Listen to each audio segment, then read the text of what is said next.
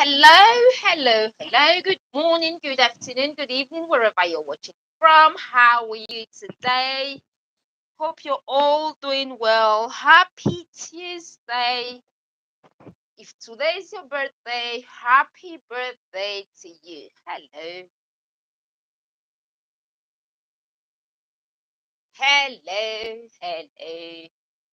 How are you today? Hope you're all doing well.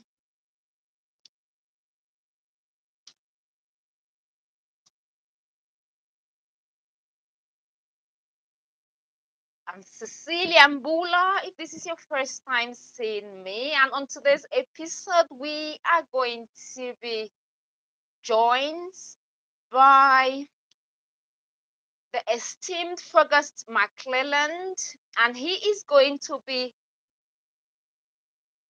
talking to us how to get over the fear of public speaking. So Fergus will be here soon, and he will be talking to us on fear of public speaking, why people are scared of public speaking, and how we can get over the fear of public speaking. He's going to be sharing some intriguing stories with us today. Hello. Good morning, good afternoon, wherever you're watching from. How are you today? Hope you're all doing well. And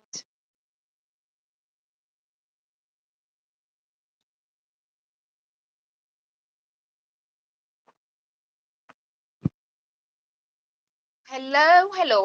Good morning, good afternoon, good evening, wherever you're watching from. How are you today? Hope you're all doing well. On today's episode, we are going to be joined by the esteemed Fergus McClelland, and he is going to be telling us how to combat the fear of public speaking, how to get over the fear of public speaking. Fergus is a renowned vocal coach. Fergus has been an actor since 1963. So we have got a lot to learn from Fergus, and he will be joining us soon. Sure, Fergus is getting ready, and he will be joining us soon. Hello. How are you today? Let us know where you're watching from. Good afternoon. How are you today? If this is your first time seeing me, I'm Cecilia Mbullah, and I'm broadcasting live from London, England. And today we are going to be joined by the esteemed Fergus McClelland. Fergus is a renowned vocal coach. Fergus has been an actor in the United Kingdom since 1963. That's a very long time ago. So Fergus he's got so much experience in public speaking. He's got so much experience in acting. So if you are working in a big organization and you're just scared of presenting your work, Fergus is here to answer all your questions. Fergus has worked with people like the likes of Tony Robbins. So I am privileged. We are privileged to have Fergus here today. So if you've got your questions, please do bring them. Hello, I'm doing good. How are you? BS, how are you? Hope you're doing well. Good morning, good afternoon. Where are you watching from? Is it Jagadisha? How are you, and where are you watching from? How are you today? How are you today, and where are you watching from? kindly let us know where you're watching from. How are you today? Good afternoon, good morning, good afternoon, good evening, wherever you're watching from. How are you today? Hope you're all doing well. Good afternoon. On today's episode, we are going to be talking about public speaking. How to get rid or how to get over the fear of public speaking. Hello, Sam. How are you? Hello. And doing today? Hope. Hello, Sam. How are you today? Hope you're doing well. Always good to have you around, Sam. Sam, today we've got and hello, Dosky. Hello, Dosky. Hello, how are you? Oh, good to have you, Sam. How are you today? Today we are having a guest speaker. We are having a renowned actor and a vocal coach. He will be here to share with us how to get over the fear of public speaking. Oh, you're watching from Kenya. How are you, Stephen? How are you? Hope you're doing well. I know you're enjoying the sunshine over there in Kenya. I want to visit Kenya someday. I would like to visit Kenya someday. Yeah, we are still waiting for our guest, Fergus McClelland. He will be here very soon. And today he's going to be talking to us on how to get over the fear of public speaking. Over the fear of public speaking. He'll tell us why people are scared of public speaking. He's got a short story that he's going to be sharing with us, and he'll tell us how to get over the fear of public speaking. I know a lot of people. I know when I checked online, 72 to 75% of people of the population are so scared of public speaking.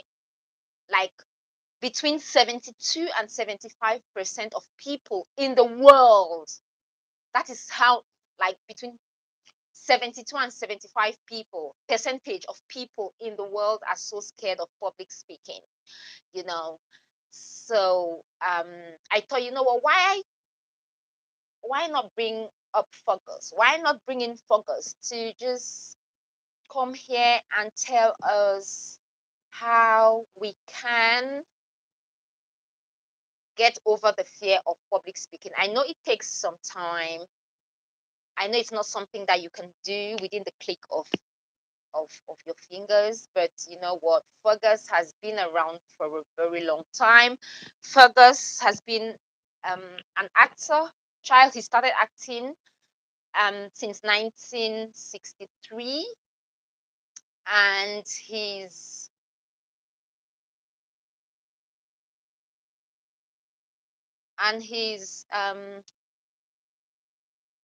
son of Soweto. Yeah, I know you like son of Soweto is here. Hello, my brother from South Africa, from Soweto. How are you today? Do you like my wings? I do too. I believe I can fly. See, I have got the wings. See, I've got my wings today. It's good you can see. Thanks very much, son of Soweto. You can come and I can use this one and you use this one, so we can both fly. Where do you want us to fly to? Good afternoon, good morning, son of Soweto. Good morning. How are you today? How is Soweto? We've got Sam is here. Son of Soweto, Sam is here today. He was just asking of you. So Sam, your brother from South Africa, is here. We are all here, almost full house. Let us fly to the best country on this side of heaven. Okay, come on, guys. Come, I've got two wings, the right one and the left one. So you guys join me so we can all fly away. Fly away to a place of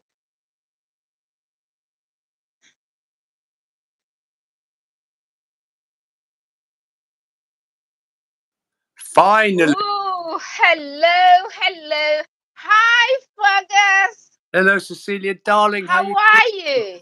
I'm well, thank you. As well as can be expected. Put it that way.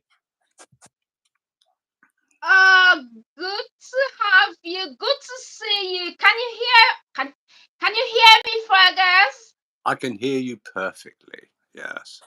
Can Oh, good morning, Fergus. Good morning, good afternoon, good evening.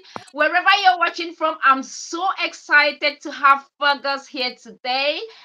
I was speaking about Fergus all day yesterday. Sam, this is Fergus. Meet Fergus.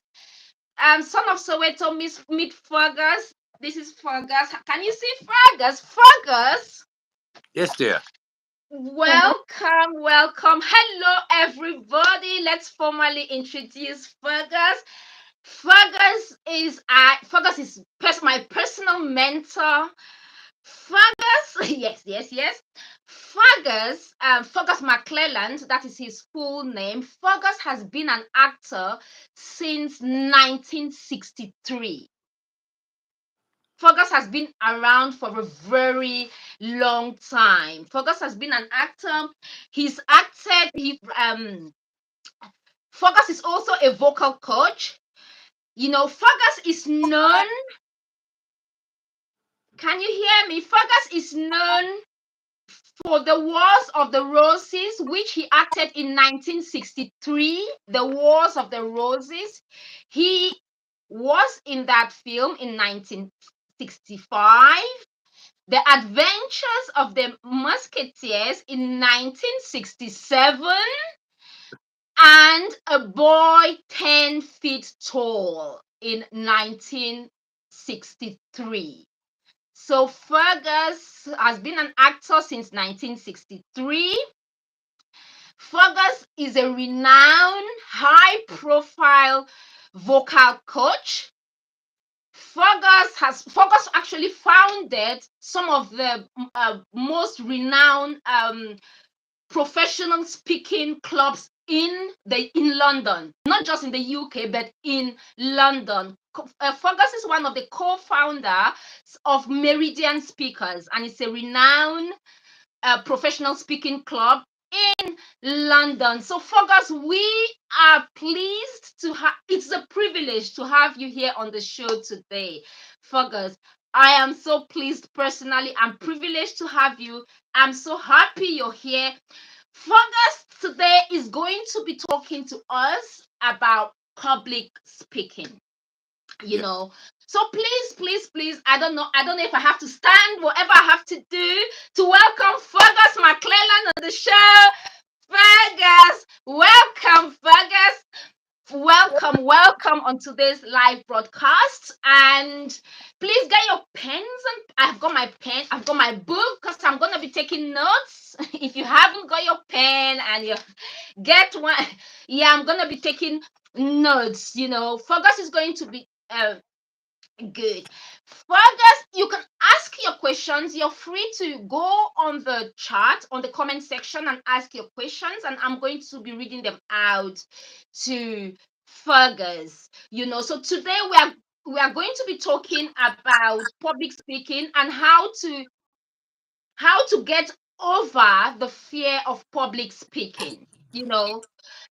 And I'll just add one more thing. Fergus has worked with Tony Robbins as a vocal coach. So Fergus knows a lot about public speaking. So Fergus is your man when it comes to public speaking. He's well known in the UK and we know him all over London. So Fergus is here.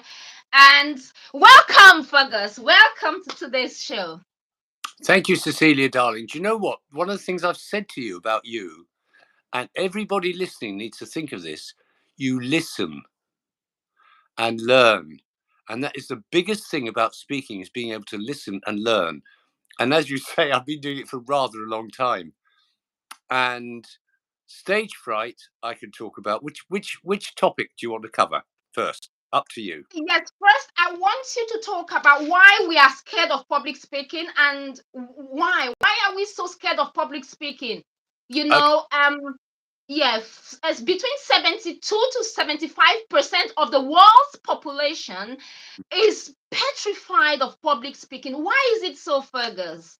Well, if you imagine many years ago when we hunted mammoths, okay, and we had to eat lots and lots of meat during the Ice Age. Before the Ice Age, we ate meat all the time. And we didn't eat grains and we didn't have common languages. So if your family wanted to work with another family to hunt an animal, you had to convince them with the sound of your voice, but not with the words. And if it didn't work, they'd kill you or send you away, and you and your family would die. It was as simple as that. And so what they did their body language, but you had to have the ones who had a deep, strong voice, because when you've got a deep voice, you sound taller. It's weird, but it's true. And I teach a lot of people vocal exercises.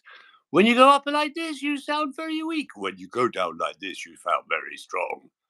And I've worked with lots of people saying, okay, you do noises and body language, but no words, to convince one of those people in the room in front of you to hunt with you, because that's where it comes from. That's where the public speaking fear comes from. It goes back like 100,000 years. The terror of going and speaking to an outsider from your family group. They all love you, your family, yeah, fine. But you go to speak to another family who don't know you, it gets a bit scary, basically. Mm. I've got a question from Son of Soweto. We haven't even Son of Soweto is asking, let me just read the question out. What are some common techniques you recommend for managing anxiety before a speech? Okay, right. This is a very good. This one works. Believe me. You think, okay, let's say your audience is 50 or 100 or 1,000 or live on TV, which I've done lots of times. Um, how many people are you speaking to or speaking with in the audience? How many? Let's say the audience. This is a trick question, but it's true for Sam. I promise you. Son of Soweto. Son of Soweto, how Yeah. many people, when you go on, this question is for you, so please can you answer on the comment section? When you go on stage, how many people, let's say you go on stage and you've got lots of people, let's say you've got 100 people, so how many people are you speaking to? That is Fergus's question. So between 25 and 50, that is his answer, Fergus. Okay. No, you're not. No, no. You're speaking to one. 50 times over or 5 times over, you're speaking with one person. And there was a very, very famous American public speaker who went on television a lot. And there was also the odd man here in this country who was really, really good on radio and television. And they said, how are you so successful? He said, I'm only ever speaking with one person. You think about it, son of, excuse me. When I'm speaking now, son of, I'm speaking with you. I'm also speaking with Cecilia and thousands of other people, but I'm only speaking with one person, which is you. Okay. So let's say you get up to do a speech and you're anxious. Okay. You look at the audience, think, okay, they're all individual people. They're listening to me. They're having a response to me. They're thinking about what I'm saying. They're thinking, okay, thanks, Son of Sweater. I like that bit. Oh, but what about? And so what you do, you answer their questions out loud. But funnily enough, King Charles is very frightened of a small audience. He doesn't mind a big one. Because when it's 20 or 30, well, he's probably over it now, but he used to say if it was an audience of 20 or 30 people, he'd be worried that they might ask him questions. When it's 1,000, he doesn't have to worry. And there was a TV and radio man called Terry Wogan. And I had a little baby. My daughter is 17 now. And I would go and listen to the Terry Wogan show in the morning. And it was the only thing that could calm her down as a baby, because he just spoke to one person. He's speaking to me. He's speaking to me. He's not speaking to, hello, everybody. No, it's just hello. You don't ever say everybody. You just say hello, good afternoon, good evening. And remember, each person is answering you. Let's say, son of, let's say you said, today I'm going to talk to you about food. And they will all in their heads think, okay, what type of food? And the type of food I'm going to be talking about is bananas, let's say. And they'll think, okay, what can you tell me about bananas? It's a conversation with one person. Even if it's 1 million people, it's a conversation with one person. That question's coming up. How can I prepare effective? He's asked 2 questions now. The questions are coming. How can I prepare effectively to feel more confident when speaking in public? That's the second question. Okay. Well, first of all, you've got to remember that bit. That's really important. You're only ever speaking with one person. One person. One person. Also, what you can start with, now this is a clever one, I promise you. You ask them a question, 3 different questions, to which the answer's got to be yes. Oh. Son of Soweto, did you get that? Did you catch that? You're always speaking to one person. Oh, what's going on? I don't know. Son of Soweto, when you're on stage, you're speaking to one person only. Even if you have 1,000 people in the room, you're only speaking to one person. So that was Fergus's response to your first question. And he says you only say hello. You don't say hello, everybody. You say hello. So that means you're speaking to one person. Yeah. Yeah. So you only say hello, not hello, everybody, Never ever say everybody. No. Okay. So that's the second one. And there's another question.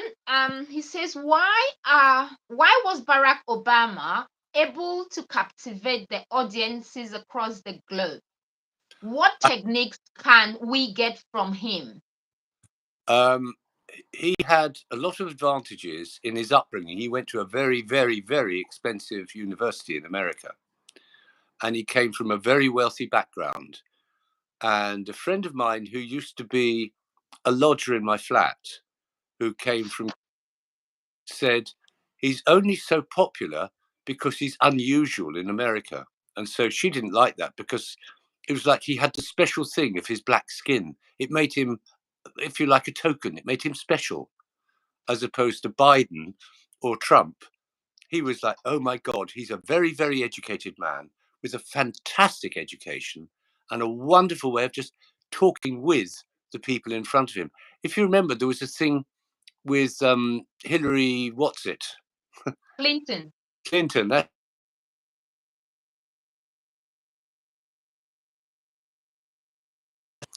Okay. What he did, change your camera. Thank you. Sorry. What he did, he stood at this You big. know we can't see you, Fergus. Okay. Can you see me now? No. Oh, I can. Oh no. What's going wrong? I don't know what's You going were on camera, but now you're not on camera. Please, guys, make sure you like, share the video. Please click on the thumbs up so YouTube can share to more people. Today we are talking about public speaking and how to get over the fear of public speaking with the esteemed Fergus McClelland. Fergus McClelland has been a vocal coach for a very long time, a child actor since 1963. So he's got a lot to share with us today. You can ask your questions on public speaking and acting.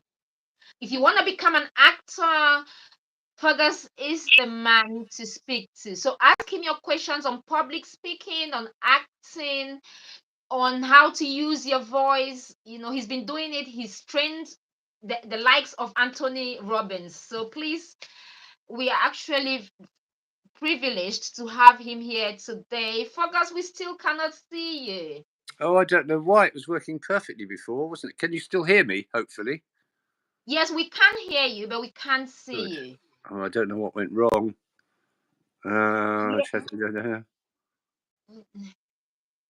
I don't know what to do.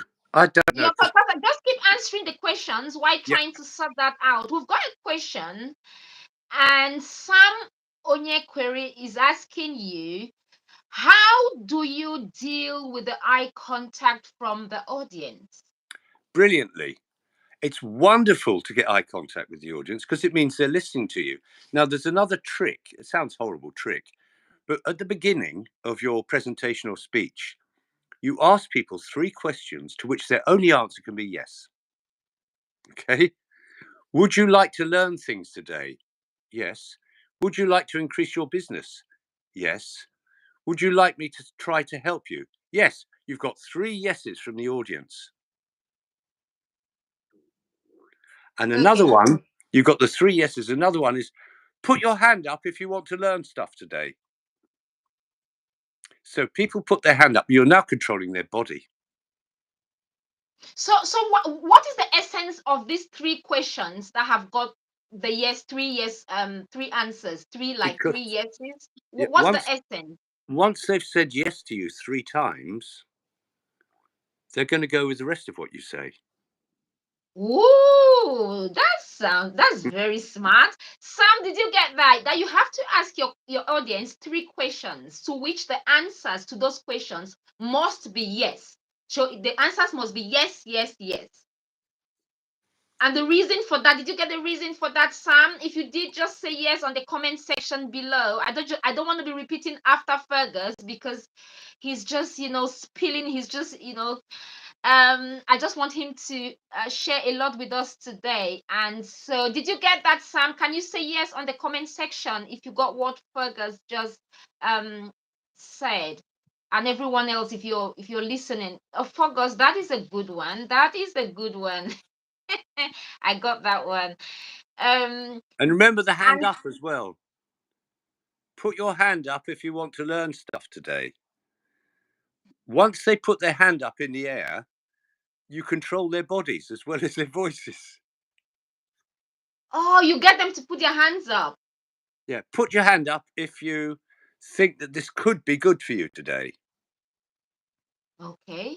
And the eye contact is wonderful because you can look at all the different people and see if they're smiling or not smiling, or if they're getting confused. There was a speech I was doing once to an audience of about 50 people, and I used to play lots of sound effects from my PowerPoint.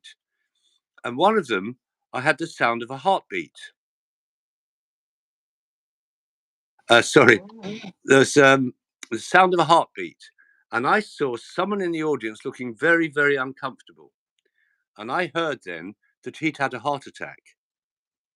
So Oh. after that, I never used the sound of a heartbeat in one of my presentations because that's a Oh. sensitive topic for anyone who's had a heart attack.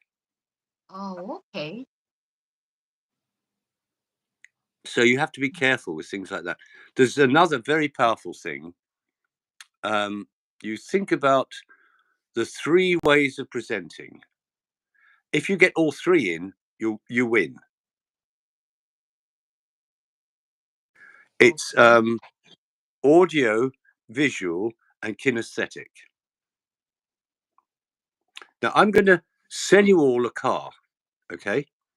And I want you to think about what car you prefer of the 3. And I'm going to sell you the same car 3 times, okay? Now, this is Okay. fascinating. So because people have these 3 ways of connecting. If you cover all 3, you've got everybody in the room. So I'll start with the audio one. Now you can choose. All of you can choose now which of the 3 you like best. Okay. Okay. I want you to listen to me about this car that purrs as it goes down the street. It's got a lovely sound to the engine, and when you drive along, you'll hear people saying, "That person looks so nice in that car." That's number 1. The next one, I can see what you want. There's this lovely shiny car here. Look at the shape of it. Isn't it beautiful? This is the wonderful shape for you. And you can get in this car and you will look good. The car looks good. That's number 2. Number 3 is, I can feel what you're saying about the car you need. This one is really comfortable and reliable and safe. When you're in it, you can feel the safety of it. That's number 3. Yeah. Okay. Which of the 3, everybody can think, which of the 3 is the one they like most? Comfortable and reliable. The third one. Right, the third one is the kinesthetic one. Okay. The first one is the auditory, the second is the visual, and the third is the kinesthetic. So if you cover all 3 in your wording of your speech, you've got everybody. It's great to be here with you today. I feel so good working with you today because I can feel that you want to learn things, and I'm so happy. See, it's all kinesthetic still, to share things with you. Just look at my PowerPoint now and listen to what I'm saying. 1, 2, 3. You've done all 3. Oh. Okay. That's interesting. That's interesting. I think these are techniques that would have to learn a bit more, because yeah, they're good techniques that would have to learn a bit more. You might have to come a few more times and Yeah. a few more times. Some of Soweto has got another question. Are there cultural sensitivities to be aware of when doing public speaking? Are there cultural sensitivities to be aware of when doing public speaking? Yes. You have to be careful not to offend anybody of any group, Okay. because you might. Oh, he wants me to repeat the explanation. Okay. You do audio, visual, and kinesthetic. And that is what people like in sound. Some people love the sound of a car. Some people love the sight of a car. And some people like the safety of a car. And it's usually 40% visual, 40% auditory, and 20% kinesthetic. When I was working in Iran about 12 years ago, 14 years ago, the people there were 45% kinesthetic car. Okay. Mm. Now, at the time I was there, they just had the Iran-Iraq war. And so everybody, well, there was hardly anybody above the age of 35. So they became very kinesthetic because they had no parents, basically. So very much into caring. And I've known someone who was very visual when they were younger, but when they got old and ill, they got very kinesthetic. They wanted the car to be super safe because they'd been into the look of it. Oh, I love the look of my car. But when they got older and had lots of illnesses, they wanted the safety.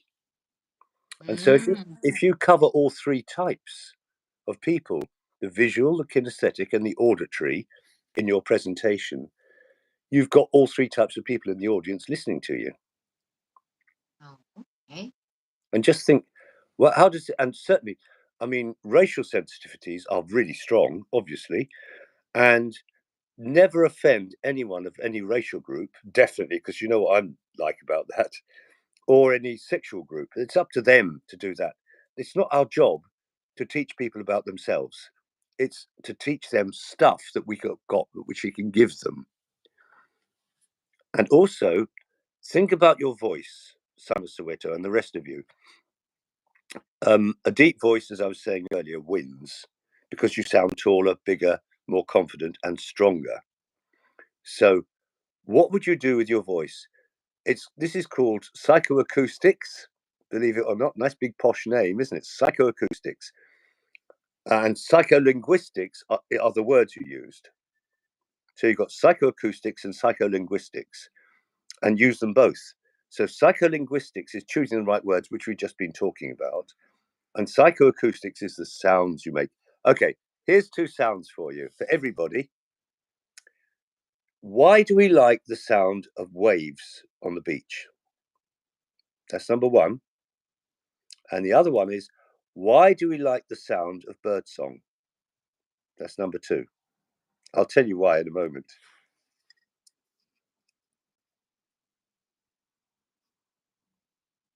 Okay, is that a question for us? Yes, for everybody. Yeah. Yes, for Okay. everybody. Son of Soweto and Sam. Yes. So why do we like the Yeah, the sound of waves and the sound of birdsong. The sound of waves? They are both soothing. Yes, but why? I'm going back 500,000 years, by the way, but why are they both soothing? Because our bodies receive them. That is just me now. Yes, they are relaxing. You're right, Son of Soweto. The reason they're relaxing, this is going to blow you away. I promise you, everybody, notice I'm introducing what it's going to do before I tell you. Yeah? In a speech, you tell people what you're going to give them, and then you give it to them.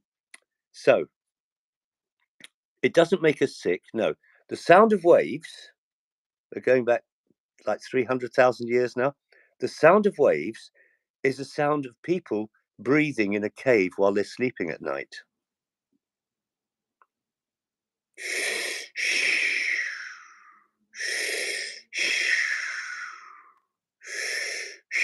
It's exactly the same as someone asleep breathing.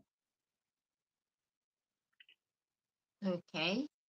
And the bird song, back when we all lived in jungles all over the world, if a predator like a lion or a tiger or a puma or a panther came along, all the birds would shut up.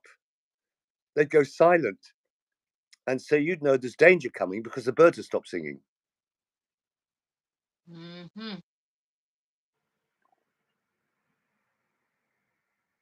Okay. So if we've got a soothing voice and we breathe slowly and calmly, that's going to make people feel much calmer and they'd be very happy to listen to us. And if you think of the rhythm of my speaking, it's very like the waves.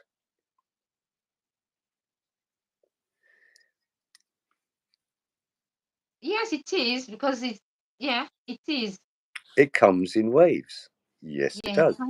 So you could do the sound now while I'm speaking, and you'll think it sounds just like the waves on the beach. Yes, it does, because it's the same rhythm. Wow. Now, there are times when you have to go like this, and that's when you're really pumping something into somebody. But you do the waves when you can, because it makes people feel safer. Because they're in the cave with you while they're sleeping. They're in the cave with you. No, yes, yeah, it does. And there's another question. Sam is asking if will you encourage using simple, plain English or Yes. as opposed big words? Oh, brilliant question. Well done. Yes. What I say to people, I say when I'm training, what age group do you set your language at when you're doing a presentation or speech? How old do you think that the age group should be in your wording? I'm talking about. Okay, Sam and Sam, did you get the question? Can you answer that, please? It's a question because he wants to know what Age group you word your speech for. No. Son of Soweto says 25. No, lovely. No. 13. All right, I'll say 5. No, 10. No, 30, about 13. 13. Yeah. Because when you're reading something, you can double back and read it again, read it again, read it again. Okay, oh, I don't quite understand that. So the coefficient of whatever is whatever. You go, what coefficient? Oh yeah, I know what that means. When you're listening to somebody, you can't read the sentence again. So it's got to be nice and simple, the sentence. If you think, while I've been speaking today, I haven't used any big words at all, I've used simple English, because that way everybody can understand it. Nice, simple language. Okay, and Sam has got another question. How do you compose yourself when speaking to an audience of different academic classification? I've had it go wrong once. Actually, they were all doctors and graduates. Yeah. And I got them in the end. I did get them. I got them all happy. But at first they were thinking, well, he's just a speech trainer. Why should I listen to him at all? I mean, I've got no reason to listen to him. And I had to convince them by using various exercises with them. Now, one of the things I do when I'm doing that, I get them to read bits of Shakespeare out loud off the screen. Like, once more onto the breach, dear friends, once more, or close the wall up with our English dead. And I get them reading them, and I conduct the audience when I'm using a PowerPoint with bits of Shakespeare. And there was a group of teachers I had once, about 60 or 70 teachers. And the row at the back said, oh, I'm a pacifist, but I could have gone and had a fight having shouted that out loud. It's getting the sounds that work with the audience. And so that's what I did with that group. And yeah, all sorts of different groups. You've got to think, okay, what will work best? And having a good PowerPoint is very, very important, actually. Nice and simple, and also using a whiteboard. If you've got a reason to use a whiteboard, because that's kinesthetic, you see, you're writing your questions up on the whiteboard, so they've got time to read them in simple language. Okay, so Sam, did you get that? Son of Soweto and everyone else. Hope you got that. See, when you're listening, you can't back reference. Okay. Which you can when you're reading, but you can't when you're listening. That's why. And the Daily Mirror aims all their scripts of their writers at that sort of idea, that sort of age. And a friend of mine was chatting with a writer for the Daily Mirror, and they said, if you read the first couple of lines, you know what the whole story's about. You don't have to read the whole story because it's all in the first 2 or 3 lines. And all the rest of it is simple language, simple language, simple language. Because people don't have the time to listen to something complicated. They want it aimed at them, shared with them, and easy to understand quickly. And I think there's another question on how to prepare. How long do you have to prepare for your presentation, or for your, if you've got a speech, how long do you have to prepare for that speech? Probably 2 or 3 days. What about someone who is new to it? Someone who's new for it, okay, they've got to have a list of questions that they ask themselves. Oh, Zoom. I do Zoom a lot, and I do Teams sometimes, and I do Zoom on television, as you know, and when training clients. Zoom is very useful. So's Teams. I've just thought of another thing which I'm doing wrong right now. Don't ever say or when you're doing a speech. Leave a pause. The power of the pause is incredible. Pausing works. I'll give you an example. So you said never say or okay. And I've heard a lot of people when they're beginners at doing speeches. Well, today I'm going to share with you my ideas of and all you hear is the ums and ers.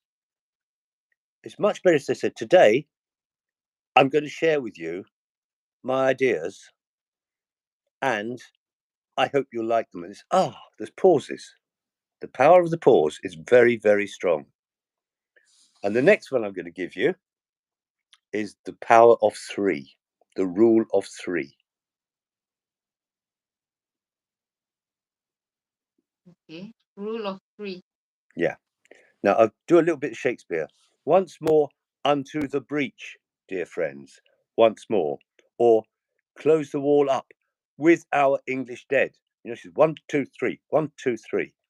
And there's a brilliant bit because sorry, I'm just reading the question now. How does the idea of the three groupings apply in the digital world? Yeah, I've covered that one, haven't I? Saw some people in the audience smiling, giggling, and I was shaken because I thought I was talking nonsense. No, I've been on stage, right, in the Royal Shakespeare Company, and people in the front row, oh, you've got some black magic there. No, I've got a Milky Bar. Okay, can I have a Milky Bar? They're talking to them. They don't realize you can hear them. They don't realize you can see them. They really don't. It's nothing personal. They've got an idea about something. It's not to do with you. It's to do with them.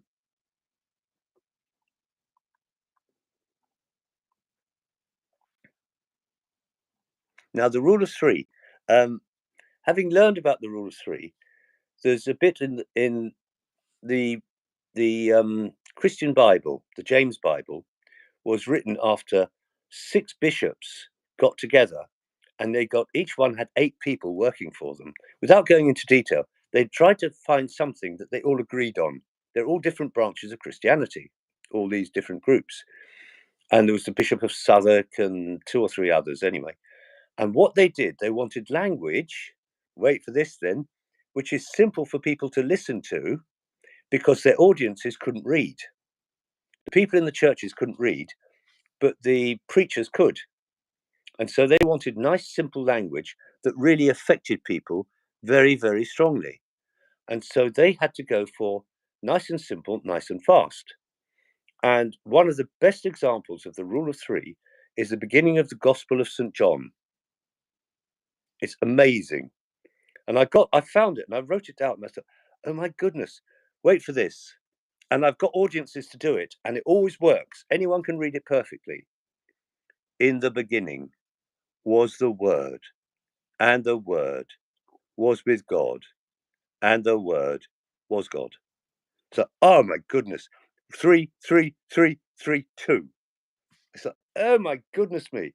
And that is a really, I'm not going to say crude, but it's a sort of really simple version of using the rule of three over and over and over again, and then bang. Because you've got, in the beginning was the Word, and the Word was with God, and the Word, and you're going, okay, was God. Ah, there's no third word in the last line. Oh. It's a really classic example of the rule of three. No, yeah, I get it. In the beginning was the Word, and the Word was with God, and the Word was God. Oh, okay. I get it. Rule of three. Lots of threes and then suddenly a two. Because actually, in some versions of Christianity in England, in those days when it was being written, the James Bible and so on, people would be in real trouble if they'd been reading. They weren't allowed to read the Bible. Only the preacher could read the Bible. I'm talking about history here. I'm not judging it, but that's how it was.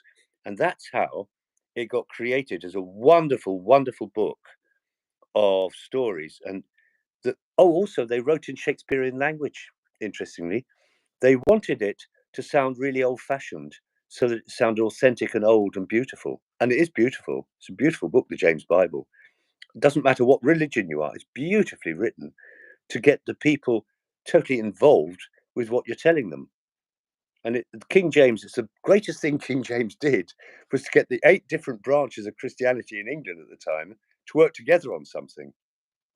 Other than that, he was an idiot, like they all are, really. We've got another question coming. We've got questions coming. Son of Soweto, I remember. Yes. Son of Soweto says, I remember once speaking in public and saw some people in the audience smiling, giggling, and I was shaken because I thought that I was talking nonsense. How do we overcome it? You ignore it. Because they might be thinking about something. They might be talking about what they're going to have for dinner that night. You don't know. How do you keep re-engaging them? Ask them questions. And one of them, there was a very, very big American professional speaker who did a whole speech at the American National Speakers Association, and all she did was ask the audience questions about a topic, and they would answer her. The whole speech was asking them questions about the topic, and it was very, very successful. because the audience is always thinking of their questions. So just think, what questions can I answer? And another very powerful one is, without reading a script. Oh, yeah. Without a script, please. No. It is very boring to read a script. Learn your script, then you can do it. Learn what you're going to say. And you notice what I just said, learn. I didn't say learn. You stretch words where necessary. So I'm going to give an example from Shakespeare again. Now, I could say, if we shadows have offended, think but this, and all is mended. At you have but slumbered here, while these visions did appear. And this weekend, I've lost you. I've lost every single person listening. However, if I did it using the voice properly, if we shadows have offended, think but this, and all is mended. That you have but slumbered here while these visions did appear. And this weak and idle theme, notice 1, 2, 3, weak and idle theme, no more yielding, but a dream. Notice 3, 3, 3, 3, 3. But stretching words is what grabs people. And reading a script, there was a speech thing the other day, 7 politicians all talking. 6 of them used auto cue, 1 didn't. At the end of the show, the politician show, he said, I don't need auto cue. I know what I'm going to say. And that is really good. Don't please, if you can avoid reading something out loud, don't. Unless you've got a few lines on a PowerPoint that you put up and you get the audience to do it with you. You get them to read it with you. And you say, look at line 1. You notice where I've said blah, blah, blah. What do you think about that? And ask them questions. Ask the audience questions. Don't be afraid to ask them questions. Put their hand up and shout. Stretching words. Yes, it is making it longer. If so, why? Okay, I'll do it this way. Okay, I understand your question. Okay, I understand your question. Got it? It makes it more musical. People like words that are sounding full. When I was in the Royal Shakespeare Company, we had people come from all over the world to watch us in Stratford-on-Avon. And the top director, Sir Peter Hall, is before his knighthood, actually. I congratulated on him when he got it. And he went, thank you, Fergus, thank you. And he had me again for the next year, which I didn't mind. He said, if you understand what you're saying, now this could be reading Shakespeare or it could be reading the James Bible. If you understand what you're saying, so will they. So how would you say the words of a speech or conversation? It's not making it longer. Yes, it is making it long. Sorry. The reason is, if they look lost, ask them a question. Okay, so I think some of you don't understand this bit. If so, can you just put your hand up and tell me why you don't understand what I've just been saying? That people in an audience love feedback from the person on stage, because it means you're sharing with them. It's all about sharing. It's reading the audience. That's really, really important, is read the audience, look at them. And some people say, I know when I'm doing a speech, all I do is look at the back of the room. No, you look at the eyes of everybody. Now, there's a trick about that. Go on, I'm giving you all these advanced tricks. Imagine the figure 8 on its side and stretched. Okay. Let your eyes follow around the audience like that. Like a long and that means you catch the eyes of everybody in the audience, and they all think you're talking to them. A friend of mine years ago, put my hands where it's very warm. I don't know what that means. I don't know what that means, but I don't think I should go into that one at all. Also, yeah, if you're on a stage, okay, you feel the person in front of you. They're all individuals, okay. Don't wander all over the stage unless you've got a reason. Stand strong. So if you need to go to the left of the stage, go to the left of the stage. You need to go to the right of the stage, go to the right of the stage. And always, like, one of the good things, if you go left, center, right of the stage, you can connect with the people there, people there, people there, and they'll love it. There's a friend of mine went to see Phantom of the Opera, and she thought Michael Crawford was looking straight at her. He had a mask on. How could he possibly be looking at her? But he connected so well with her in the audience, she thought he was looking at her. That's connecting with the audience. There's another question from Sam. Sam says, how do you keep the audience fully engaged throughout your speech? Ask them questions. You don't have to get their answers. Ask them questions in your speech. So I've been talking to you.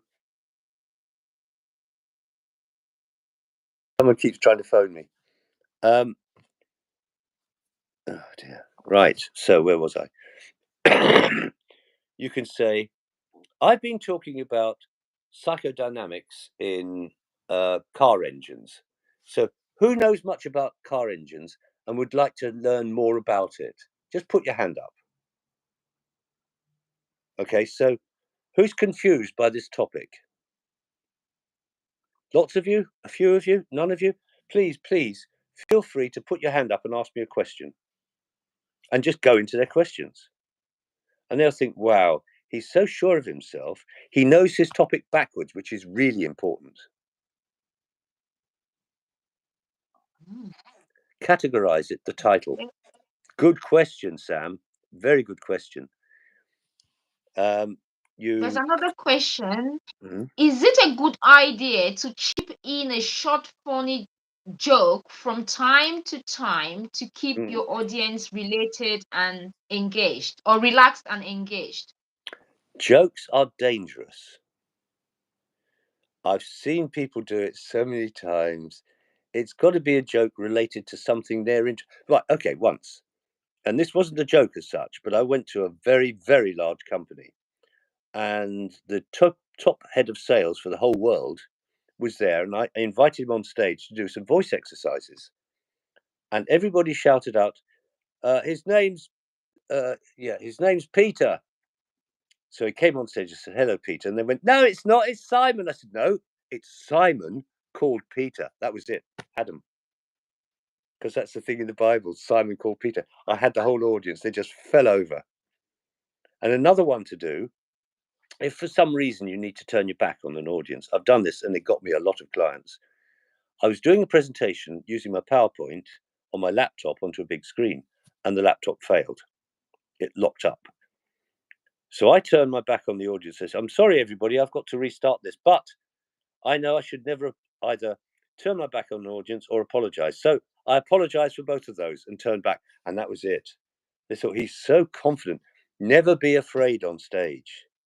Play with the audience. They're yours. Here's another thing to think of. Let's say you've got 100 people in the audience. That's 100 human brains are sharing with you. There's 101 of you, and they've got all sorts of levels of intelligence, of knowledge, of things they know about, of things they understand that you don't necessarily. And so they are all special. And it's a huge privilege to get up and do a speech. I mean, it's a massive privilege. And I've done it to like television, but also I've done it to big live audiences. Now, I learned stage fright. I never had it before, but I'd been an actor for years. I was in the Royal Shakespeare Company in a play. I had Prince Philip, who some of you may have heard of, and Prince Charles, who some of you may have heard of, in two different boxes in the theatre and an audience of 580 odd. And I was on stage doing a Shakespeare play, and I started to say a line which had been removed by the director before the first night. And this after I'd been doing it for 4 or 5 months, because you tend to lose your lines after many months on stage doing them, believe it or not. That's when it gets difficult, after you've been doing it night after night after night. And I thought, oh no, that's not the line. And my brain went, okay, you're not going to get any then. And I stood there and I had no lines in my head. And I didn't get a prompt from the prompt box. That was when I learned to be frightened. Accent. How does it play in public speaking? Yes, some accents can be a wall between the speaker and the public. But Sarah Millican, the comedian, she's got a Geordie accent, and she gets away with it. Irish accents, the Northern Irish accents, people think, no, the Northern Irish, it's like this, it's very sharp. and the Southern Irish is like this. And if you think about Glasgow in Scotland, it's very hard like this. Whereas the people from the Western Isles have got very softer accents. And yeah, I'm quite happy to talk about accents. The French speak the Romance language in a very gentle way, and so did the Italians, and so did the Greek, although it's a bit more guttural. The Germans, it's a really hard sound. And if you think about it, it's because of their the landscape that they're living in. So if you've got lots of trees around you, your language has to sound much sharper. Whereas if you've got lots of fields and grass, your voice can travel much further. So you can have a much softer way of speaking, a much gentler voice.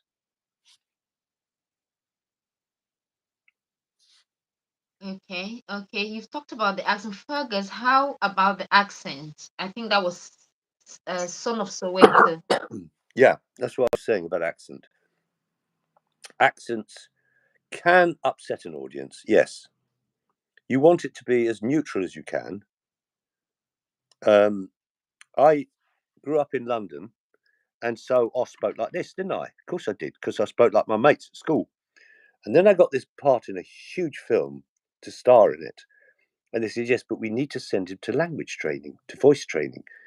And that's where I I started my voice training in 1962, actually, with a woman who became a Dame Cicely Berry. And I've adapted quite a few of her exercises for when I'm training people.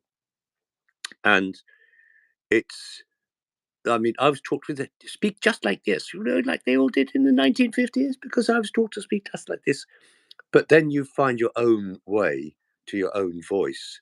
And there are lots of very, very simple exercises you can do that make your voice far more effective.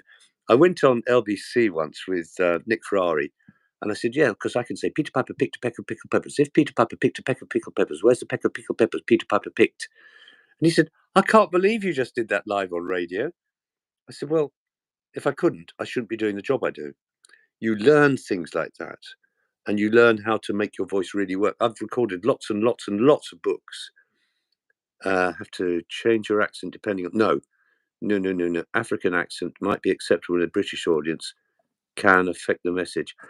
Well, that's interesting because it depends what part of Africa the accent's from. Cameroon accent sounds lovely, and so does some Nigerian accents and Gambian accents, and South African accents are a bit hard like this, but it's okay because you get to learn to put up with it.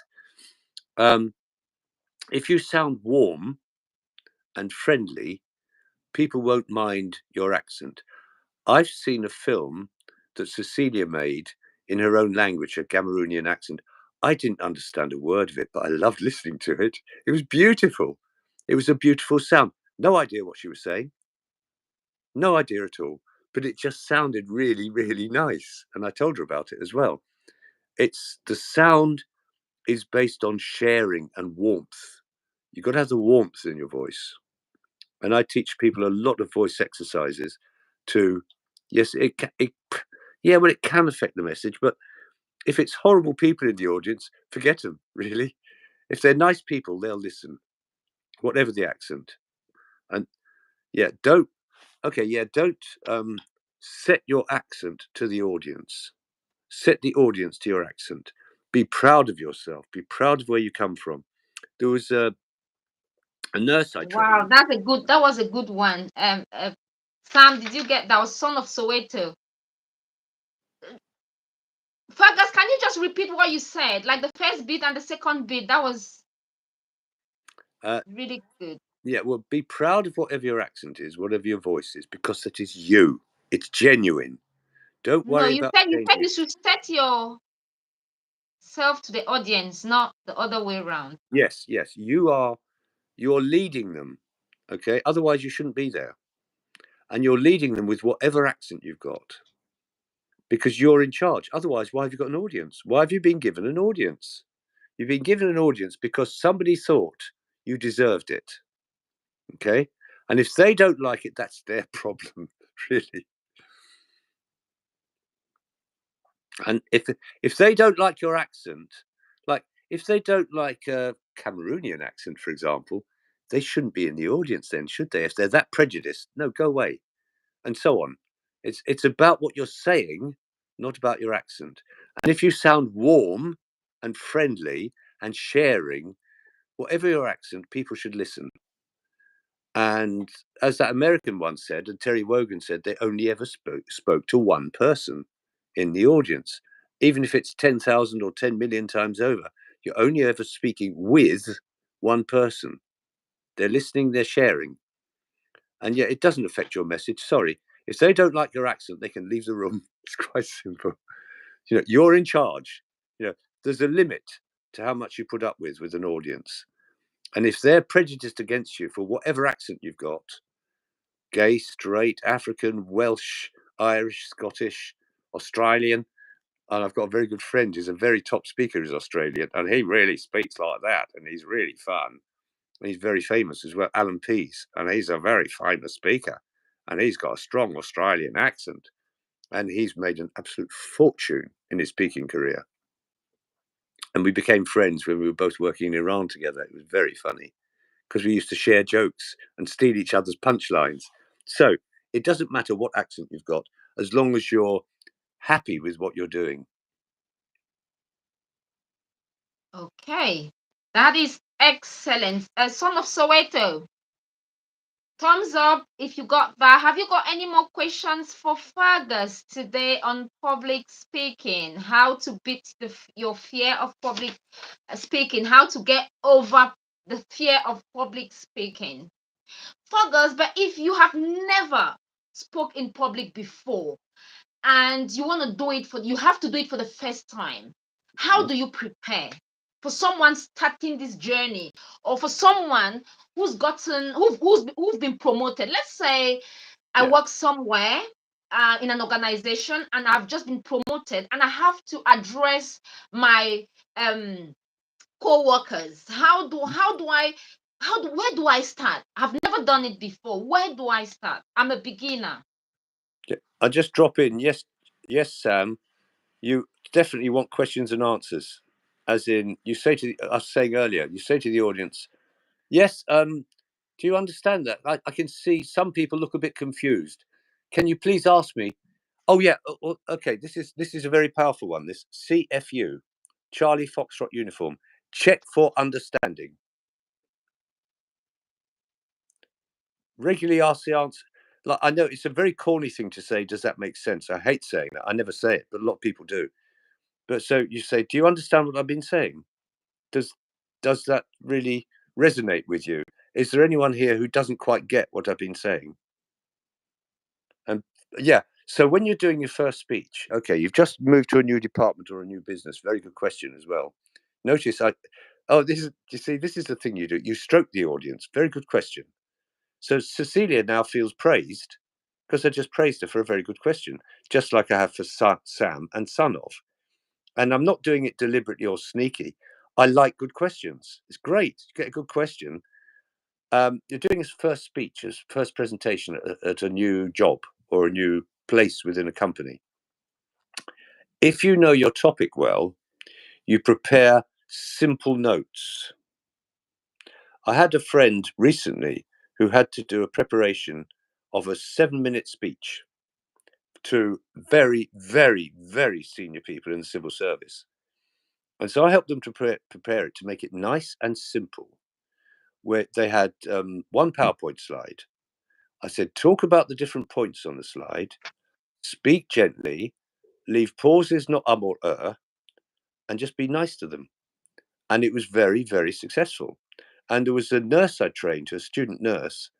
And when she took her final exam to become fully qualified, the examiner said, well, to be honest, we thought you'd been professional nurse for 5 years at least, the way you were speaking to us. And that was just being trained to feel good about herself, because that's the main thing she said I taught her, was to feel good about herself and her right to be there. So if you've just been appointed a new job or promoted, you deserve it. Now, a thing that everybody's got to a certain extent is called imposter syndrome. Okay, imposter syndrome. And I've got friends who actually do speeches on that topic. And Tony Robbins says, to a certain extent, we all feel we're not enough or we're not good enough. He says both of them. Not good enough, not enough. I had a friend who did a 10-mile bike ride and then a 10-mile run, short mini marathon, and came in the first 20 of 200, and then did a 10-mile ride back home, and thought, I got away with it. No, you didn't. You were a star. Well, I got away with it. No, you did really well. Don't say I got away with it. You did really well. Just congratulate yourself. Pat yourself on the back. Yeah. And it's the same. New job, new position. Okay. What do I have to give people in this particular presentation? What have I got I can give them which is valuable to them? And questions and answers, yes, Sam. Yeah. That's the check for understanding. So far, how's it going so far, everybody? Do you understand what I'm saying so far? If not, please ask me. See? It's as simple as that. That's why I'm never afraid of speaking, because I do it all the time. Check for understanding. That's a good one. It's a very powerful one as well.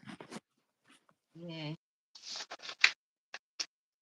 Yeah, it is. So you haven't finished on the last question about how to give a presentation for your first time. You've never done it. It's your first time. And you said the first point you've just made is that you have to think of what to give them, or Yes. what you can give them, which is of value to them. Yeah. What will they appreciate? What do they need? Okay. What do you have you can give them? Yeah. And then give it a good headline. Okay.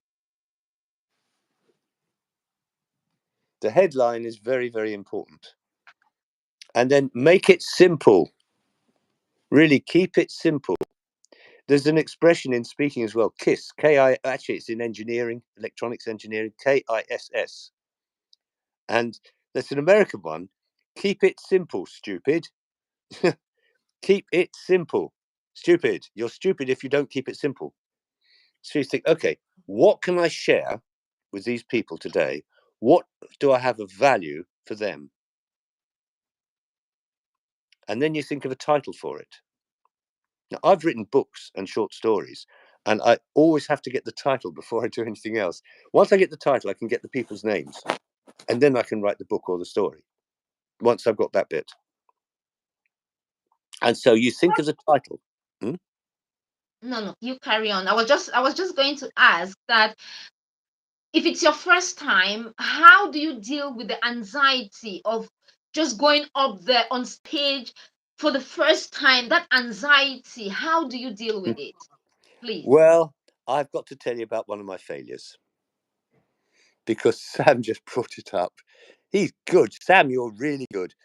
Okay, so I've been an actor for years, and some of the teachers at my school were rather jealous because I was a film star. Okay, and there's a few teachers were jealous, and they said, okay, so you've got to do a presentation on stage to the whole school. There were 2,500 in my school, and it was the largest comprehensive in the country at the time, long time ago. And I thought, oh, I've got to do the church service in the morning. And so my father was an actor as well, so he helped me to prepare it. And it was a few pages from a book, all about a man who went to Germany and was talking about Christianity in Germany hundreds and hundreds of years ago. So when I got on stage, the headmaster said, and now here is Fergus to show us how to do it. I got it over with in about 3 minutes.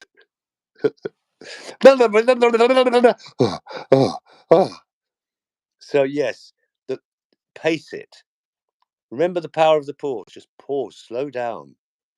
Yeah, and I ruined that presentation, but I don't really mind. But it was 2,500, and then a friend of mine said, "I'll do one." He did the same.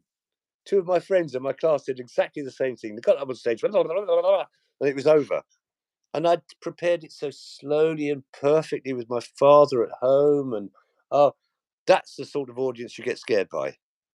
When it's all your friends in school and enemies in school and teachers. And interestingly, Peter Thompson, again, he's a top speaker and a friend of mine, and Alan Pease, the Australian I was telling you about, like to have the lights on when they're doing a presentation. They don't like the lights to go out. They want to see everyone. When you lose your line of thought temporarily, so where was I? Can anyone tell me the last point we made? Get someone to tell you in the audience. And also, here's another one. If you can't think of an answer to some question that some horrible person in the audience asks, right, you say, okay, so why does psychodynamics matter in this situation? That's a very good question. What's your answer to that? Shall we give it to the whole room? Shall everybody give their version of it? You've got plenty of time then. They'll answer you. Other people will answer you. Yeah, you're right. They'll give you the answer. Wow, Fergus. Excellent. Like, what do you do when you lose your lines? Yeah, Fergus, let's go back to that new manager at work. Okay. Now he's gone on stage and he's forgotten all his lines. He's forgotten everything, completely frozen in front of what does he do? What do you advise him to do? Have some simple notes with you as well. Just a few lines. Please, not pages and pages, just headlines of topics. That's all. And if necessary, pull it out of your pocket. Or you can say to the audience, so today I've come to talk to you about electrical wiring in hospitals. What do you think about the wiring? What do you think is the best challenge, the worst challenge that we face? Don't say problem, say challenge. What is the worst challenge we face when we're rewiring a hospital? Can anybody give me their input? And believe me, everybody will want to. Yeah, well, it's because the wires are too thick. Oh, are they? Well, that's interesting. What do you think about getting thinner wires? Well, we should get thinner wires.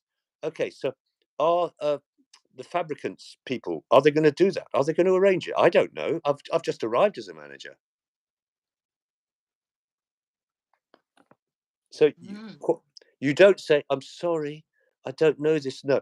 What you can say, though, it's, I've never done it, but you can say, forgive me if I seem a bit anxious today. It's the first time I've done this type of presentation to a group like this. So it's not because I don't know my topic. It's just I'm not used to presenting it. They'll forgive you anything then. Because you're not being cocky. They'll think, oh, that's so sweet. I've never done it, but it's always there in the background. Oh yeah, so when I forgot all my lines of that speech, okay, on the stage in the Royal Shakespeare Company, and you can't ad-lib Shakespeare, I promise you. You just can't. So I did a few words, and I was standing on stage, and I was holding a 15-foot long fiberglass spear. And the other two actors went off stage. I had to lay the spear down on the floor and walk to the front center of the stage and deliver a soliloquy to the audience. And during that soliloquy, different things had to happen, like they'd fire cannons in the background, dry ice smoke would come out, the French soldiers would come out, the English soldiers would come out. It's during Henry V. And I didn't know what was in there. I had no clue. My brain was completely empty. Once I hit my mark, the words started coming out. Remember, muscle memory is incredible. So practice your speech in front of your mirror at home and think of how you put your hands, how you put your feet, what expressions you'll have. Practice it at home. And then, even if you forget the whole thing, as soon as you start doing those movements, your body will tell you. The memory will come back. And that was when I learned stage fright, because I'd never had it before. And in theatres, okay, this is something none of you will know. West End theatres, before the curtain goes up, all the lavatories are full. All the actors are using the lavatories before the curtain goes up. Literally, you crowd around for the booths. That's what it's like when you're doing West End theatre. It's a bit scary. So don't worry about being tense and nervous. The professionals are. A lot of top actors say they're always terrified before a performance. They then get an Oscar.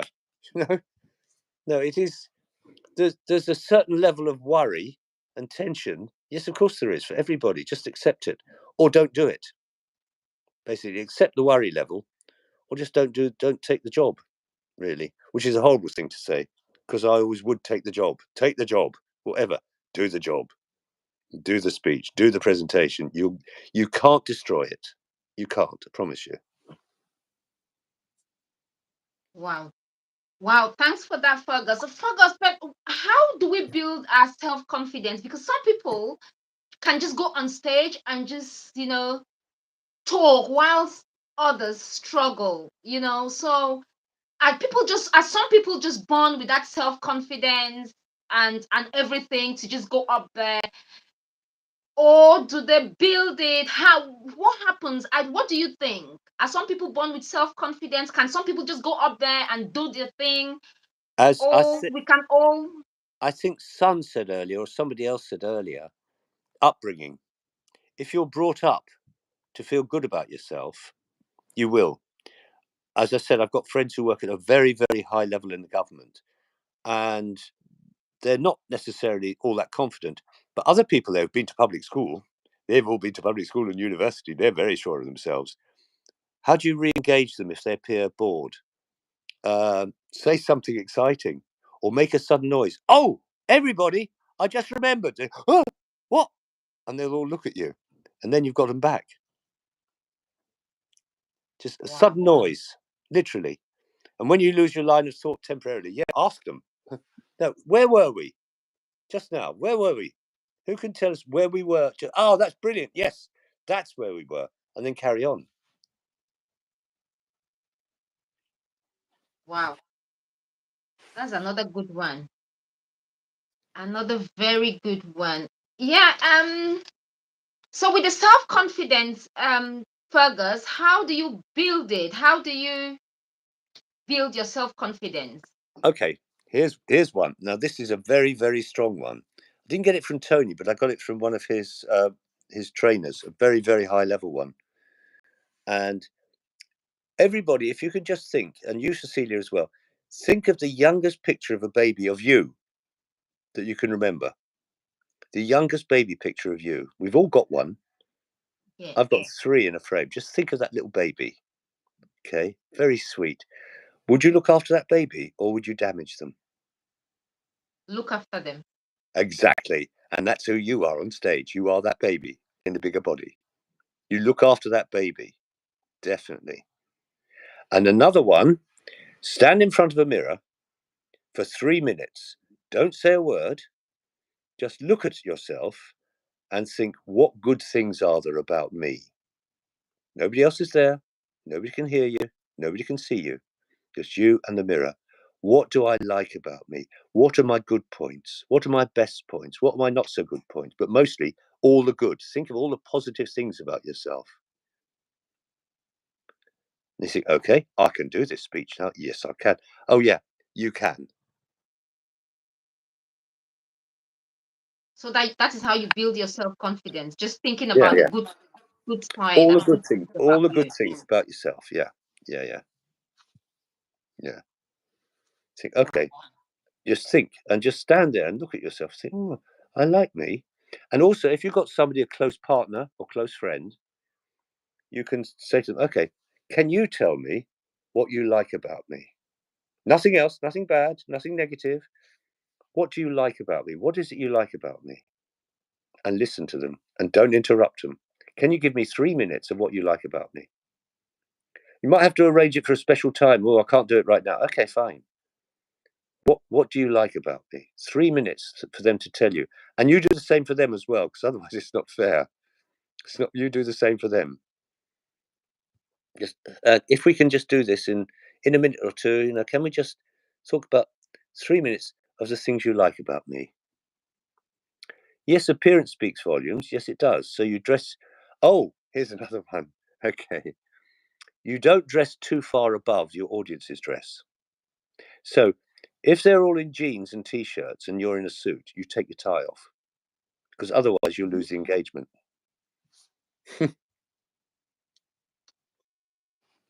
Wow. Wow, some good points coming in, Fergus. Excellent points. Wow. Always dress just above your audience. Not too far above, but just above, because you're in charge. You're the speech. You're the person doing the speech. You don't want to go in jeans and t-shirt and flip-flops. If the audience has got suits on, it would be, oh no. So if they've got suits on with ties, you go on with a suit and tie and nicely polished shoes, or a lovely dress, a lovely business dress. And you don't go in scruffy ever. You always dress above, just a bit above your audience's clothing, because you're in charge. You're the god while you're doing your speech. Wow. Thanks very much, Fergus. Have you got questions? Sam, son of Soweto. Guys, if you've got questions, get them coming. We are going to round up very soon. Please, if you've got your questions, appearance speaks volumes. Okay, yes, that was Sam. If you've got your questions, please do send them in so Fergus can respond to them.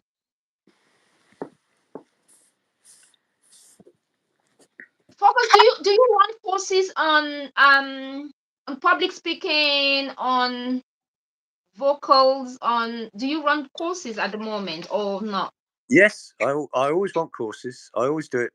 I know you can't see the camera and everything now on my laptop because I can't do laptop on this particular stream.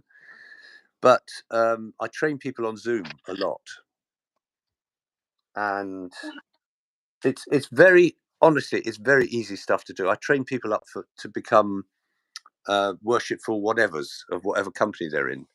Like I've done blacksmiths, for goodness sake, to join the worshipful cover of posture when speaking, upright. Actually, think of Alexander technique. Read up on Alexander technique. That's very, very important. Posture is a cool. You're getting some great questions, Sam. You are a star today. Your questions are all. Oh yes, He really Sam is. is always a star. Sam and Son of Soweto, they are my stars. They are fantastic. The pair of them. They are. They're all the right questions as well, which I love. Again, you notice. You see, I love questions because I know my topic. So if you know your topic, it'll be okay. You just need to know your topic well. So what about the postures? Yeah, upright. Fergus. So Upright. how do you use the stage? How do you use the stage? When do you stand in the middle, on the right, or on the left? How do you use your stage, Fergus? Well, that's a good question. Okay. You can block the stage out into 8 blocks. Like if you imagine 8 squares, left, right, and so on, right the way across, 2 rows of them. And you think, where do I need to be? Thank you, Sam. Yes, I am a pro. But Thank you, Sam. Yeah, Sam, Fergus is a pro. Trust me on this one.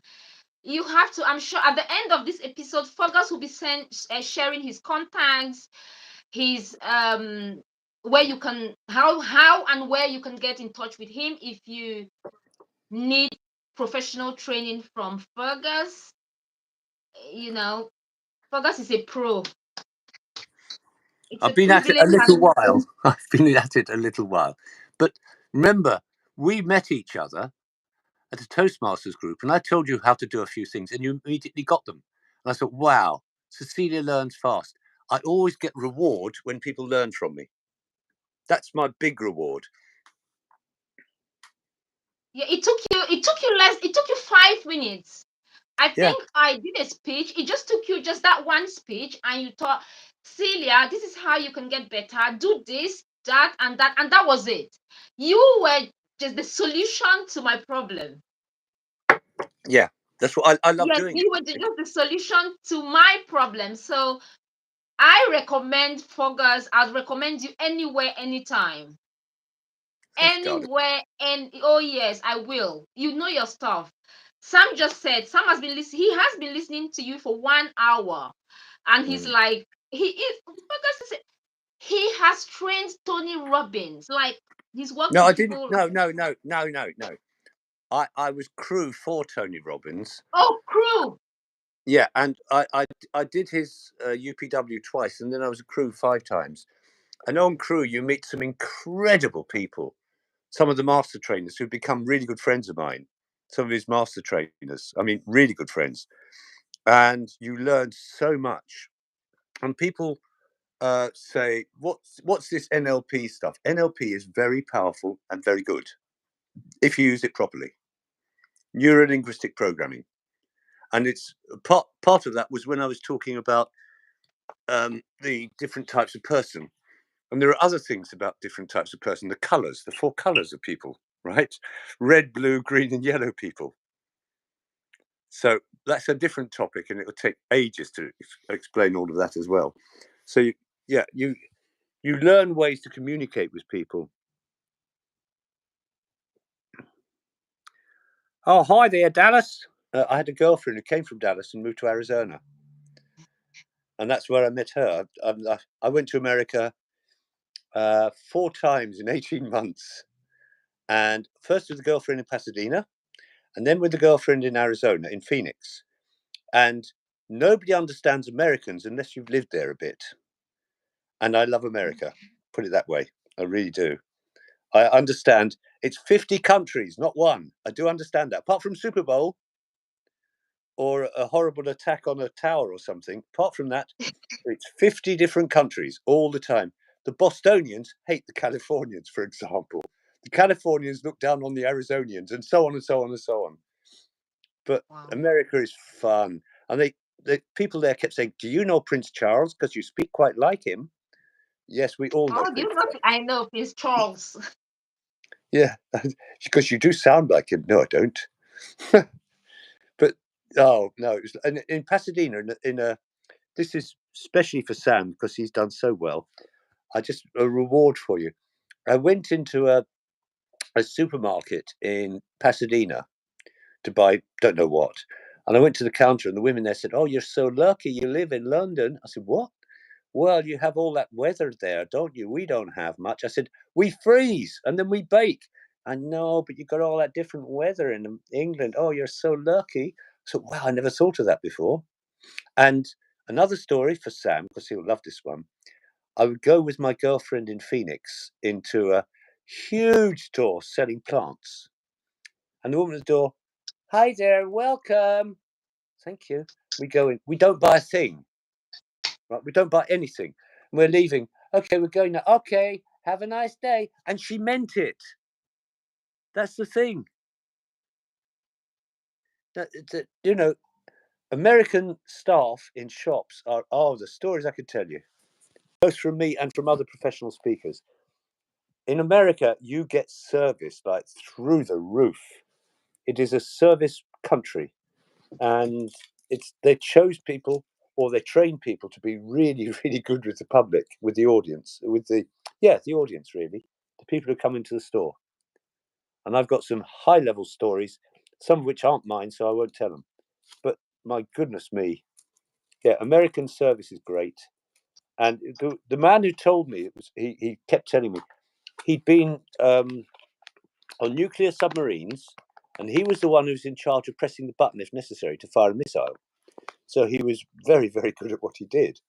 And he said, "Fergus, you've got to realise it's 50 countries, not one." And he told me, so I believed him, basically.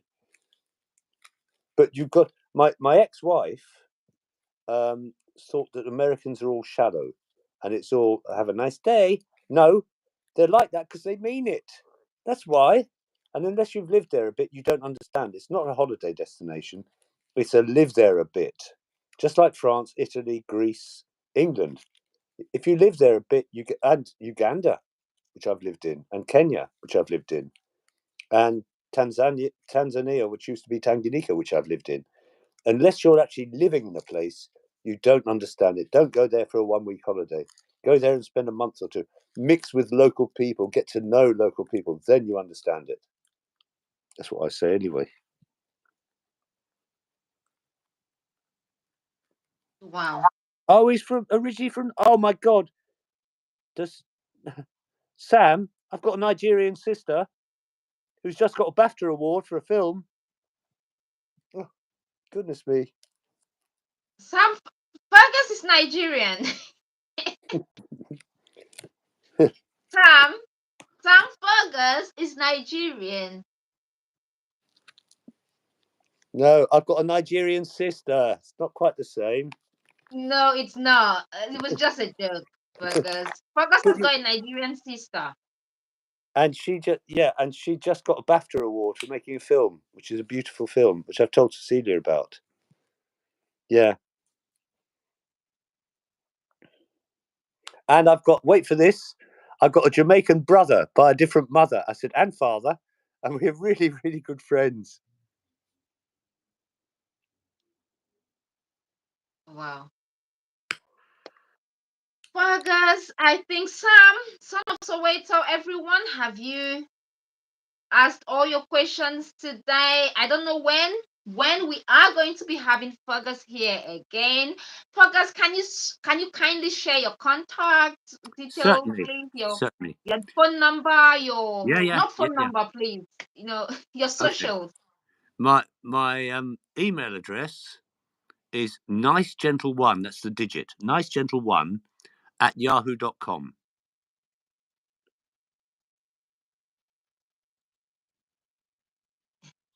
Nicegentle1 at yahoo.com.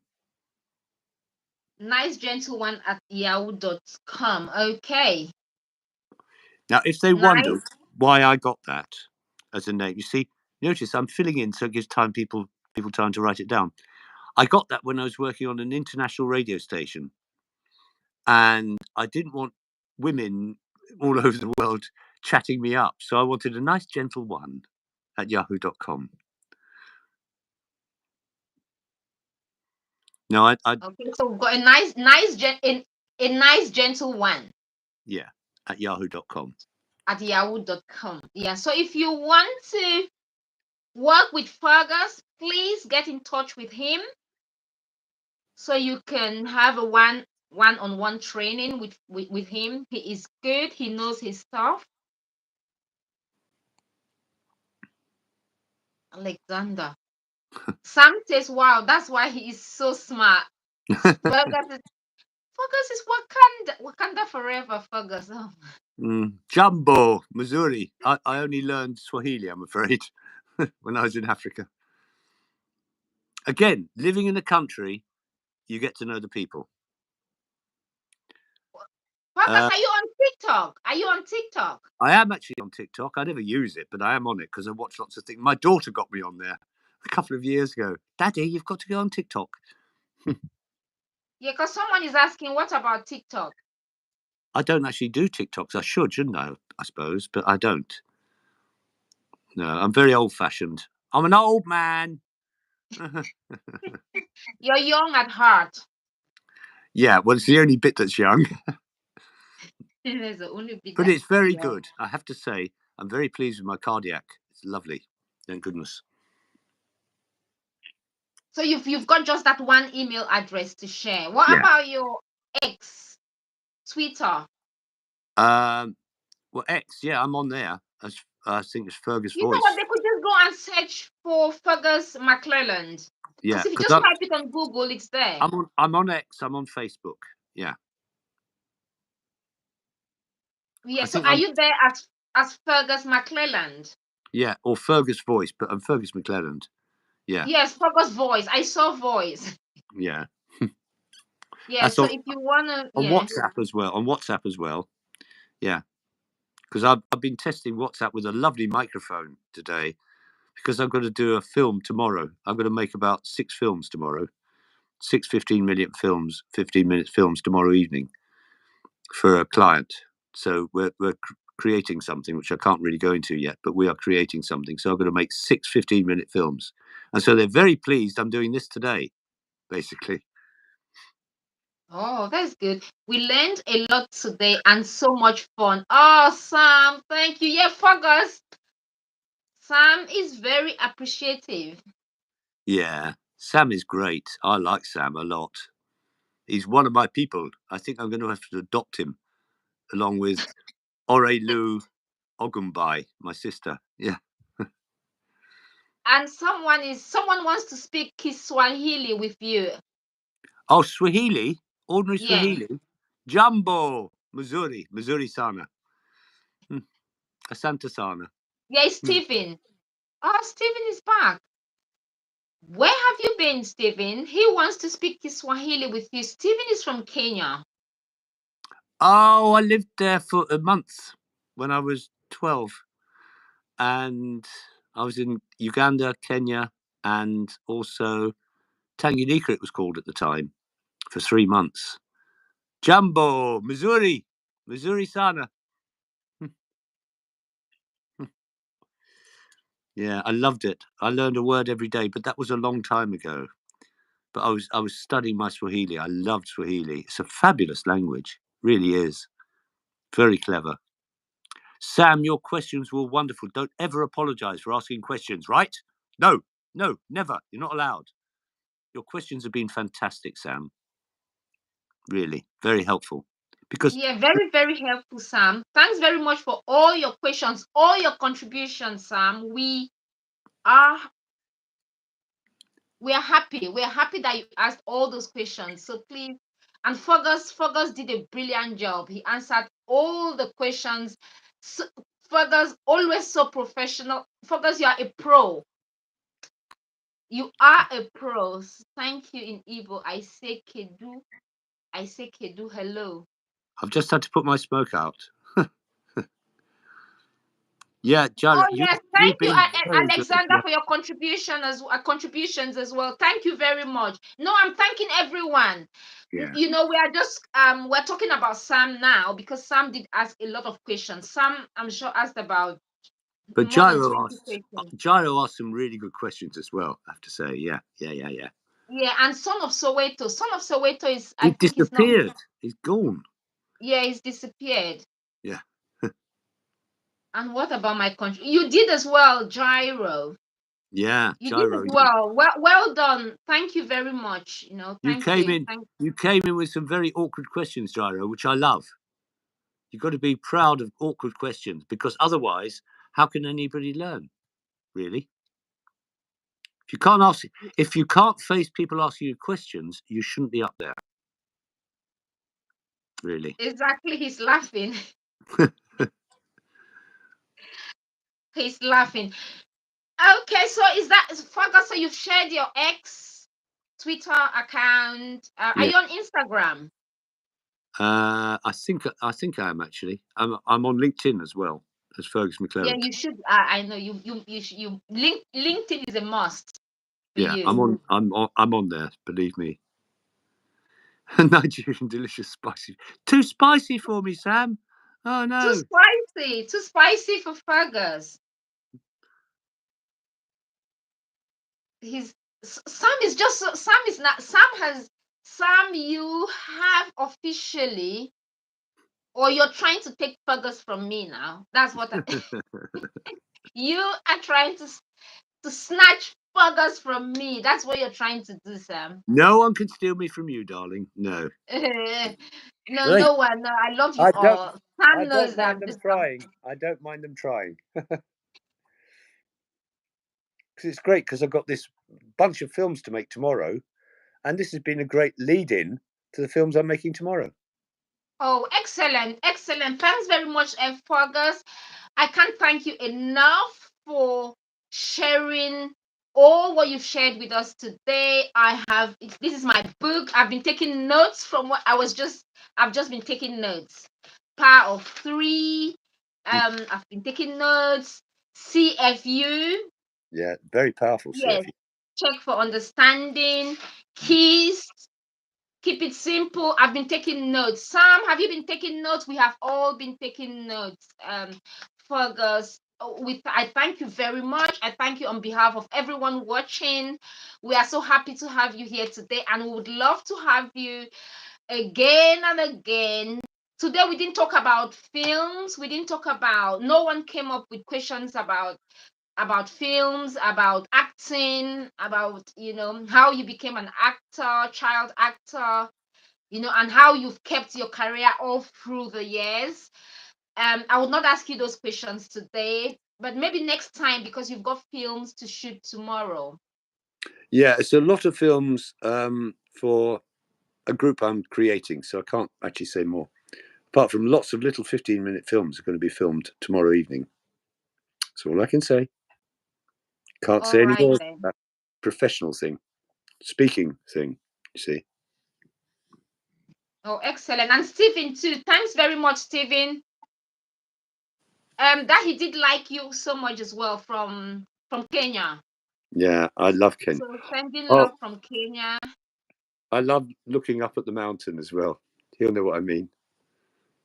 Kilimanjaro, Kilimanjaro. It's beautiful. Oh my God. I never went up it, but I loved it. Yeah. Wow, excellent. Fergus, are you going to be coming here again? Are you going to be coming here to share more with us? We really want to have you here Yeah, a lot. of course I will. Yeah. Because I'm your A lot. slave, Cecilia. I'm your slave because you listen and learn, which is brilliant. You see. I'm your slave, darling. You just okay, I think that is it for today, isn't it? Sam, isn't it son of Soweto, Gyro, don't forget Gyro, Gyro. everyone who else have we got here? We've got Sam. Sam, you've done so well. When I scroll, I just see Sam. Alexander, son of Soweto. Thanks very much for sharing your time with us today. Thank you, son of Soweto again. Stephen, everyone, thanks very much for sharing your time with us. Fergus, is there anything you want to tell us before we? Just remember, you are the most important person in your life. Don't ever doubt it. That's all. Wow, just one liner. That one, that just you just stamped like it's like you're traveling, you're at the airport and you need that one stamp, without that stamp nothing, you can't travel. You just stamped that passport now. Here's a question, right, for everybody to take away. When is a chair not a chair? Wow, very. When is the chair not a chair? When is a chair, any chair? When is a chair And not a chair? Because it's not. It's a concept. We'll bring that up another time. A chair is a concept, it's not an actuality, it's a concept.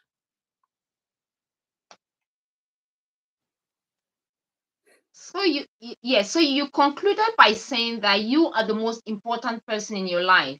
Yes. Think of the baby, the picture of the baby, you, Yeah. and do the sharing with yourself in the mirror and with a friend who's only allowed to say good things to you.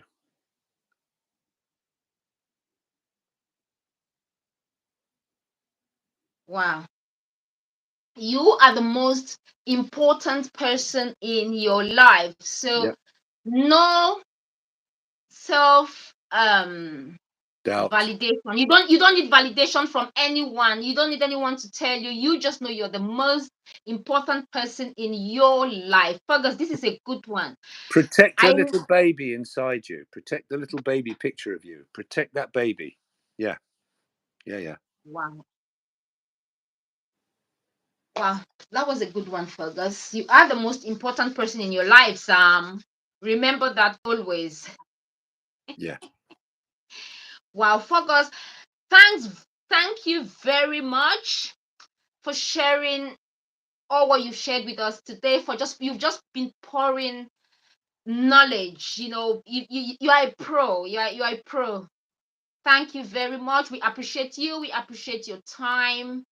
I personally appreciate you profoundly. You know that for a fact. Yeah, we're buddies. And I will be happy to have you here again and again. Yeah, yeah. But for today, When's the chair not a chair? It's not a chair. It's a concept.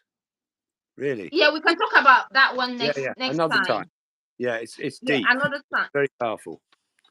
Yeah, another time. I'll just. And people can look up Count Alfred Korzybski if they want to. When is a chair not a chair? It's never a chair. It's never a chair. No, it's not. It's a concept. Chair is a Okay. concept, not a thing, which we can do another time. Count Alfred Korzybski in his book Science and Sanity in 1937 talked about that. 19 what? 1937.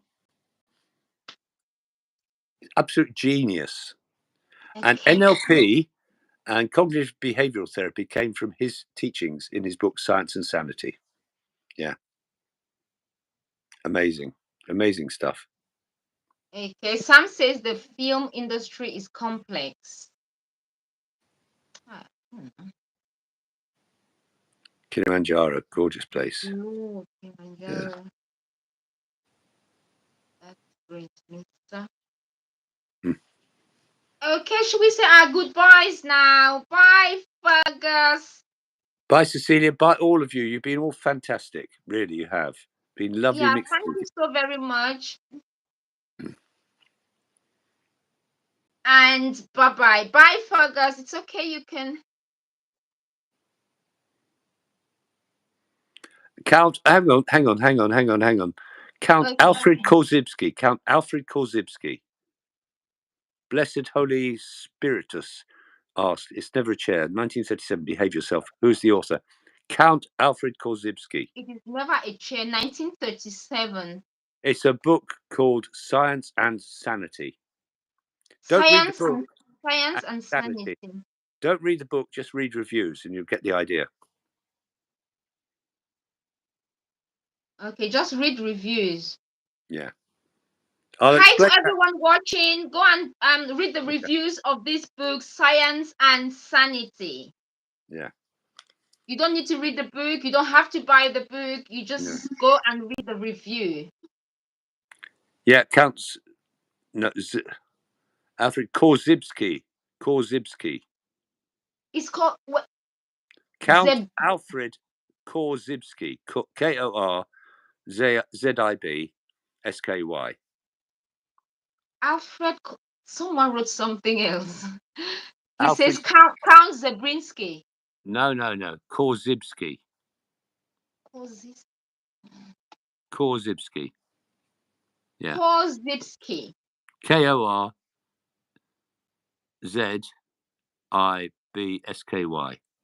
That's him. Well done, blessed. Yeah, Count Alfred Korzybski. Oh yeah. Oh, excellent. Yeah. Blessed Holy Spiritus.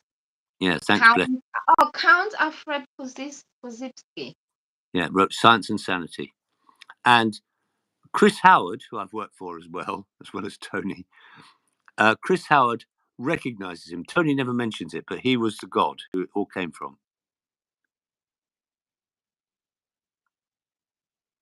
My pleasure. Sam wants to know when Fergus will be coming again. I'll let you know. Fergus is very busy, extremely busy. Yeah, that's very true. busy. He was very busy, and Fergus is just. You know what, Fergus? It's a privilege to have you here today. Fergus is so busy, he hasn't got any time. I was like, please, this is my first podcast.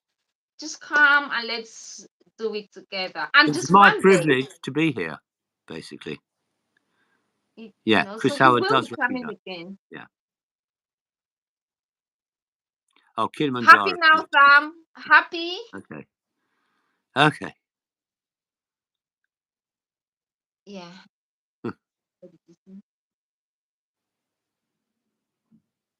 Someone said something Kilimanjaro. I don't know.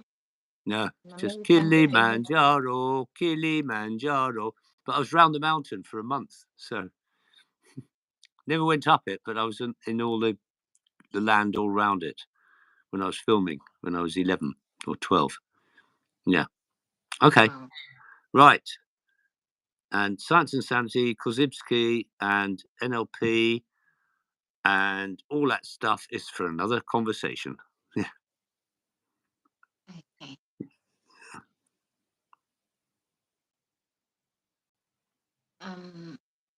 An American developer.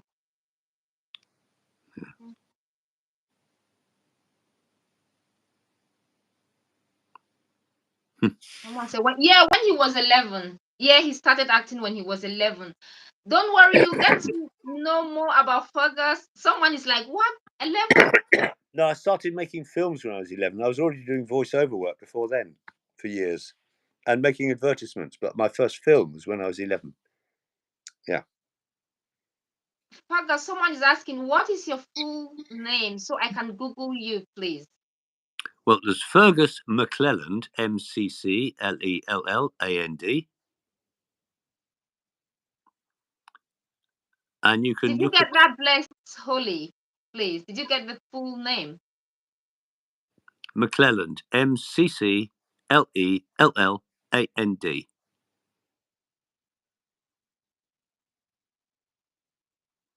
Fergus McClelland. Yeah, that's it. McClelland. Oh my, Fergus, you're fast. Mike, Charlie, Charlie, Lima, Echo, Lima, Lima, Alpha, November, Delta. Okay. It's Fergus McClelland. If you type Fergus, let me try. There are I'll quite just a few type. others, but I'm the only Fergus McClelland. There are lots of other Ferguses, but I'm the only McClelland one. Yeah, No, you're there's the one who's a pop singer, but he doesn't count. Yes, McClelland. Yes, perfect, blessed. Perfect spelling, yes. this one. That's me, the child star. Yeah, that's me. That's Fergus. So Google Fergus and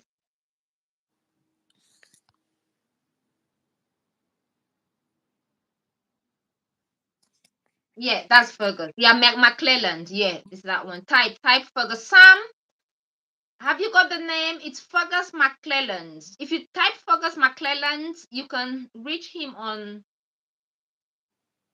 No, LinkedIn. Let me see. On LinkedIn, let me see what you've got here. You've got LinkedIn and Instagram. no, I've got a Nigerian sister, Gyro. It's just my sister. Oh, but you thought he was Fergus, it's because we can't see you. We want to see you. Well, some people can see me. I don't know why it suddenly disappeared, the camera. Got no We need clue why. some women to join in your pod. Yeah, I'd get some women to join, Sam. I will. Probably next week I'll start getting more guests. Maybe one guest a day or more. I don't know why my camera's not working for you. Because it was originally, wasn't it? But isn't now. Yeah. Yeah, Gyro, you're a naughty boy. very naughty. He's been naughty throughout today. Why are you naughty? We are going to get more. We're going to get ladies to join us. We're going to get guests from everywhere. But for today, it was Fergus. So we are so very happy to have you here, Fergus. And I think, have you got any more questions? I think Fergus is ready to Depart. yes, to depart now. So if you've got any more questions, I know. Naughty boy, yeah. Very naughty, very, very naughty. um, okay, I'm sure son of Soweto will be here tomorrow. Sam, is there any topic in particular you'd like us to talk about tomorrow? I'll try and get someone to come and share some stories with us tomorrow. But if I can't get anyone to come tomorrow, is there anything? Oh, your guest is awesome. I know. 11 on 10 or 15 on 10. I know. We know. Our Fergus is a pro. Fergus should be a professor. I have been told that before, actually. Several people have said, actually, of history or speaking. Speaking everything. Fergus, I think your general knowledge is second to none. You talk about every subject.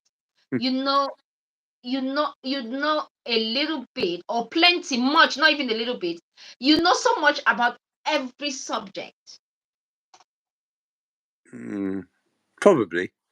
I'm just interested in life. That's why. Yeah, so you can always come and share with us. Just whenever you have time. I know you're busy, but whenever you have time, 10 minutes is okay. Yeah. 20 minutes, we don't mind. Sam would love to have you here every day from the look of things. Sam is like, your guest is awesome. They would like, your guest is awesome. Would like to have you here. Would like to see you, so we can interact with you. Yeah.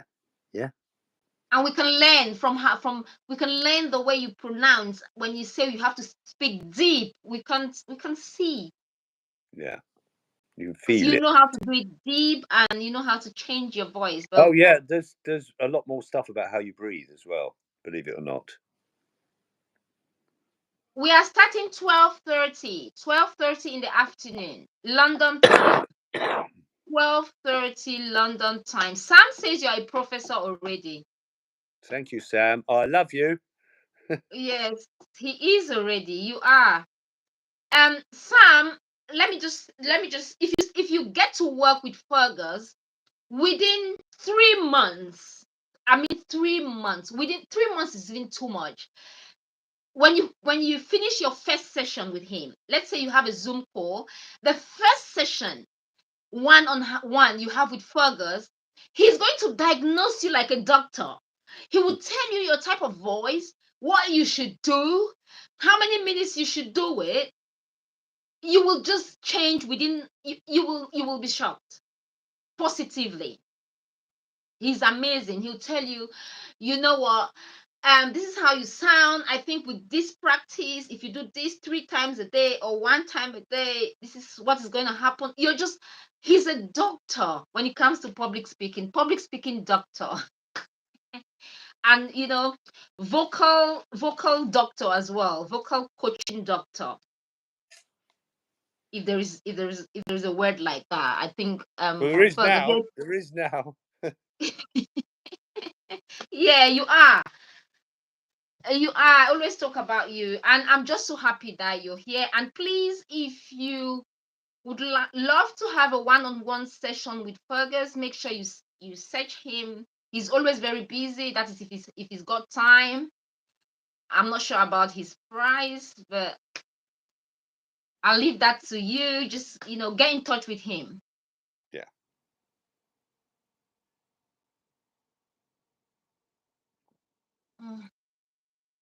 All right then. Bye, Fergus. Bye, Bye-bye. Fergus. Thanks very much. Bye bye. Go and Been a get ready great for your. pleasure with everybody. Thank you very much, everybody. I've enjoyed it very much. Thank you, all of you. Yeah, thanks very much. Thank you, Fergus, and bye bye for now. Bye, Bye. Fergus. Bye-bye. Bye. Okay, Sam. Fergus is bye, Fergus. Okay, all right then. Let's conclude, Sam. Let's say our goodbyes. Cecilia, your guests have been to the USA. When are you coming to America? I will come, and I've got lots of friends in Dallas. Plenty of friends in Dallas, so I will be coming to the USA, but I'm not sure when. And I've never been to America. Never. I love to. I've got lots of friends in America, in Maryland, Dallas, Houston, you know, Dallas, Houston. So I will be coming to America at some point. I will be visiting America. I've got lots of friends in Dallas, and Dallas, Houston, Atlanta, and there's another one, Massachusetts. I don't know how to pronounce it. Don't ask me, Massachusetts. All right then, guys. I think that is about it for today. Yes, Gyro, we are in London. I'm in London, England. Yes, we are in London. We love London. We love our weather. You know, we can enjoy the sun. We can enjoy winter, summer, spring, autumn, all in one day in London. You know, that is what makes us unique. Our weather, we love it like that. And we are a complaining nation. We love to complain about everything. And another thing we love in England is we love to queue. You know, people, you just see people queue for nothing. We just queue. We just love to queue for nothing. You know, and I think that is it. Sam, is there anything you would like us to talk about to discuss about tomorrow? Any topic for tomorrow? Yes? No? If you come up with, I'll go and check my other videos. If I don't hear from you, Sam, is there any Sam? Yes, Sam, is there anything in particular you'd like us to discuss tomorrow or to talk about tomorrow? Who says the mountains? Oh, you are a bit of a handful. Yes, what would you like us to talk about? Do you want to join me live, Sam? Would you like to join me live tomorrow? If you would, let me know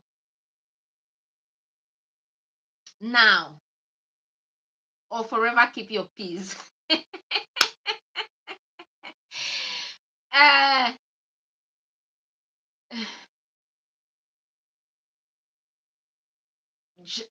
he's very naughty. He's a bit of a handful. He is a bit of a handful, you know. But it's okay because we always have one person like that. And you know what? We are just happy. We are a happy bunch. This bunch, we are happy, you know. So,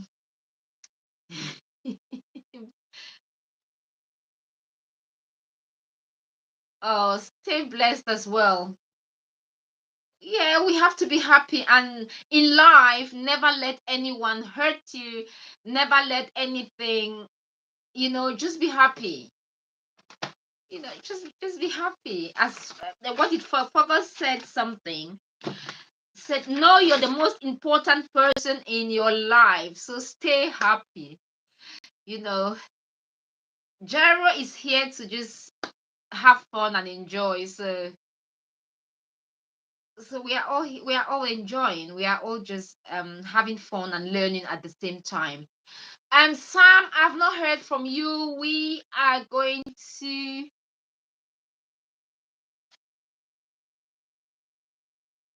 Sam, is there any topic you'd like us to cover tomorrow? If you've got any topic, let me know now so I can prepare. If you will like to join live tomorrow, please let me know so we can talk, and you know, you can come and share whatever you want to share, Sam, or otherwise I'll just come up with a topic tomorrow and we talk about it. Should we talk about employment? Should we talk about how to deal with co-workers? Should we talk about relationships?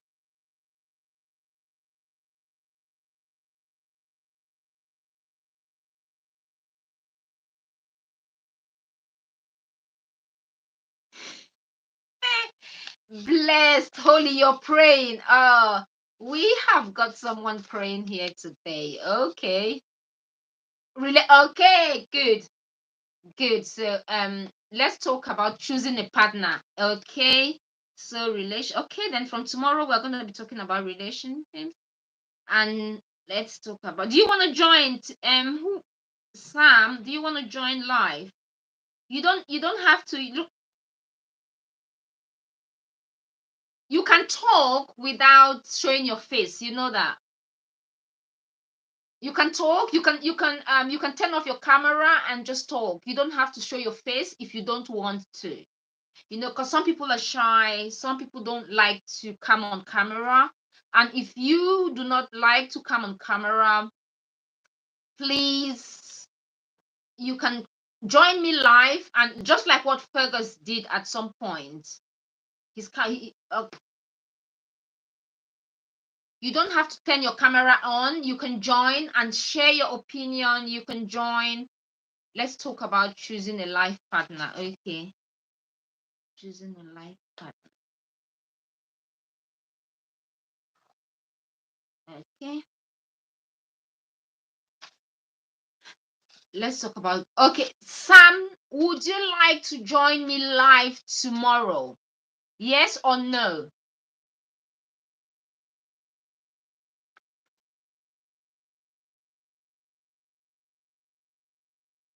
Okay. Okay. I'll carry out some research on this, and then I will.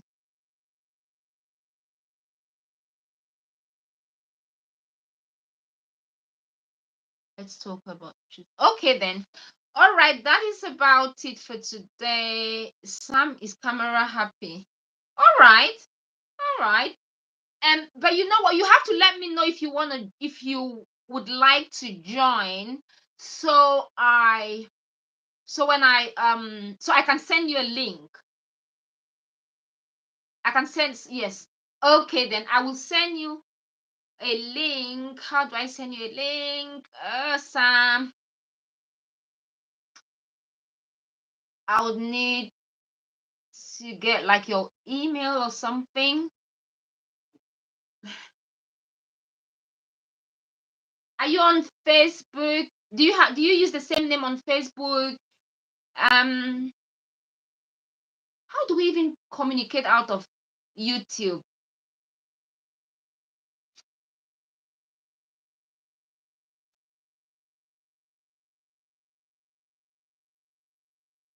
Tomorrow, Sam will send you. Said, Jero, you are a bit of a handful.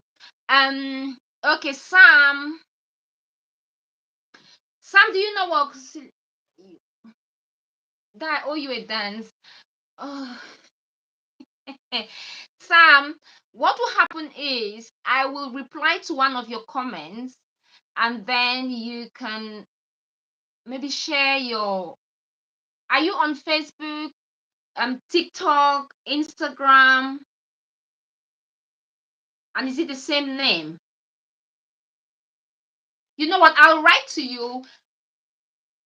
I think I should be able to add you tomorrow. I'll see. I'll find out if I can add you without your contact. Otherwise, I will send you a message. I'll reply to one of your comments, and then we will carry on from there. So you can share with me your email address so I can share the live link with you today. Actually, I'd like to share it today or early tomorrow, so you join at 12:30. Don't forget, it's 12:30 in the afternoon, London time, UK time. Please don't forget. Thank you all for sharing your time with us today. Thanks for sharing your time with me. I do appreciate you all immensely. Thank you so very much. Hope you did enjoy our session today. Hope you did enjoy all the lessons from Fergus today. If you will like to work with Fergus, please get in touch with him. He's a very good coach, very good one. You know,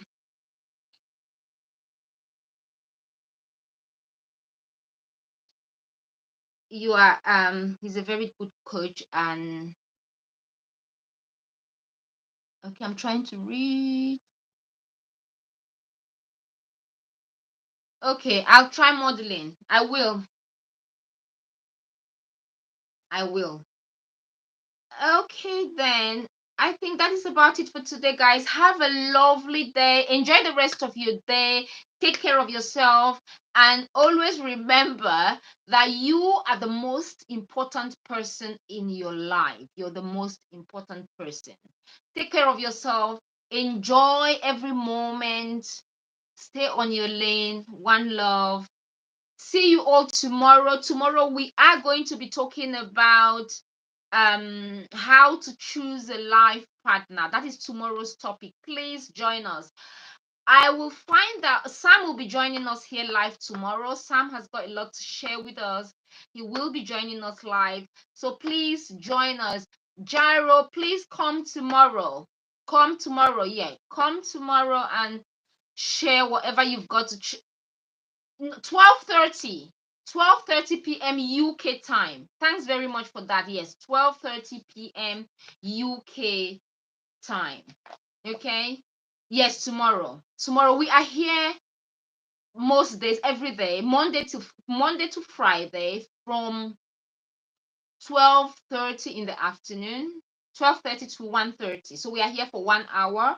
But because we had Fergus today and because he's got a bit of time, I just thought, you know what, I'll just give him all the time that I've got in the afternoon. That is why we spent so much time talking, because I also wanted to learn a lot, and I'm sure you guys have actually learned a lot from Fergus today. All right then, that is about it. Thank you very much. All the best. See you tomorrow. Blessed Holy Spiritus. See you tomorrow. Gyro, Sam, Son of Soweto. Thank you all. Bye bye for now. Thank you and bye bye for now. Bye bye. Don't forget to subscribe to the channel. Go and subscribe for more videos. Go watch my videos. Please subscribe to this channel. Share the videos. And one thing, remember, you are the most important person in your life. Bye bye for now. Bye.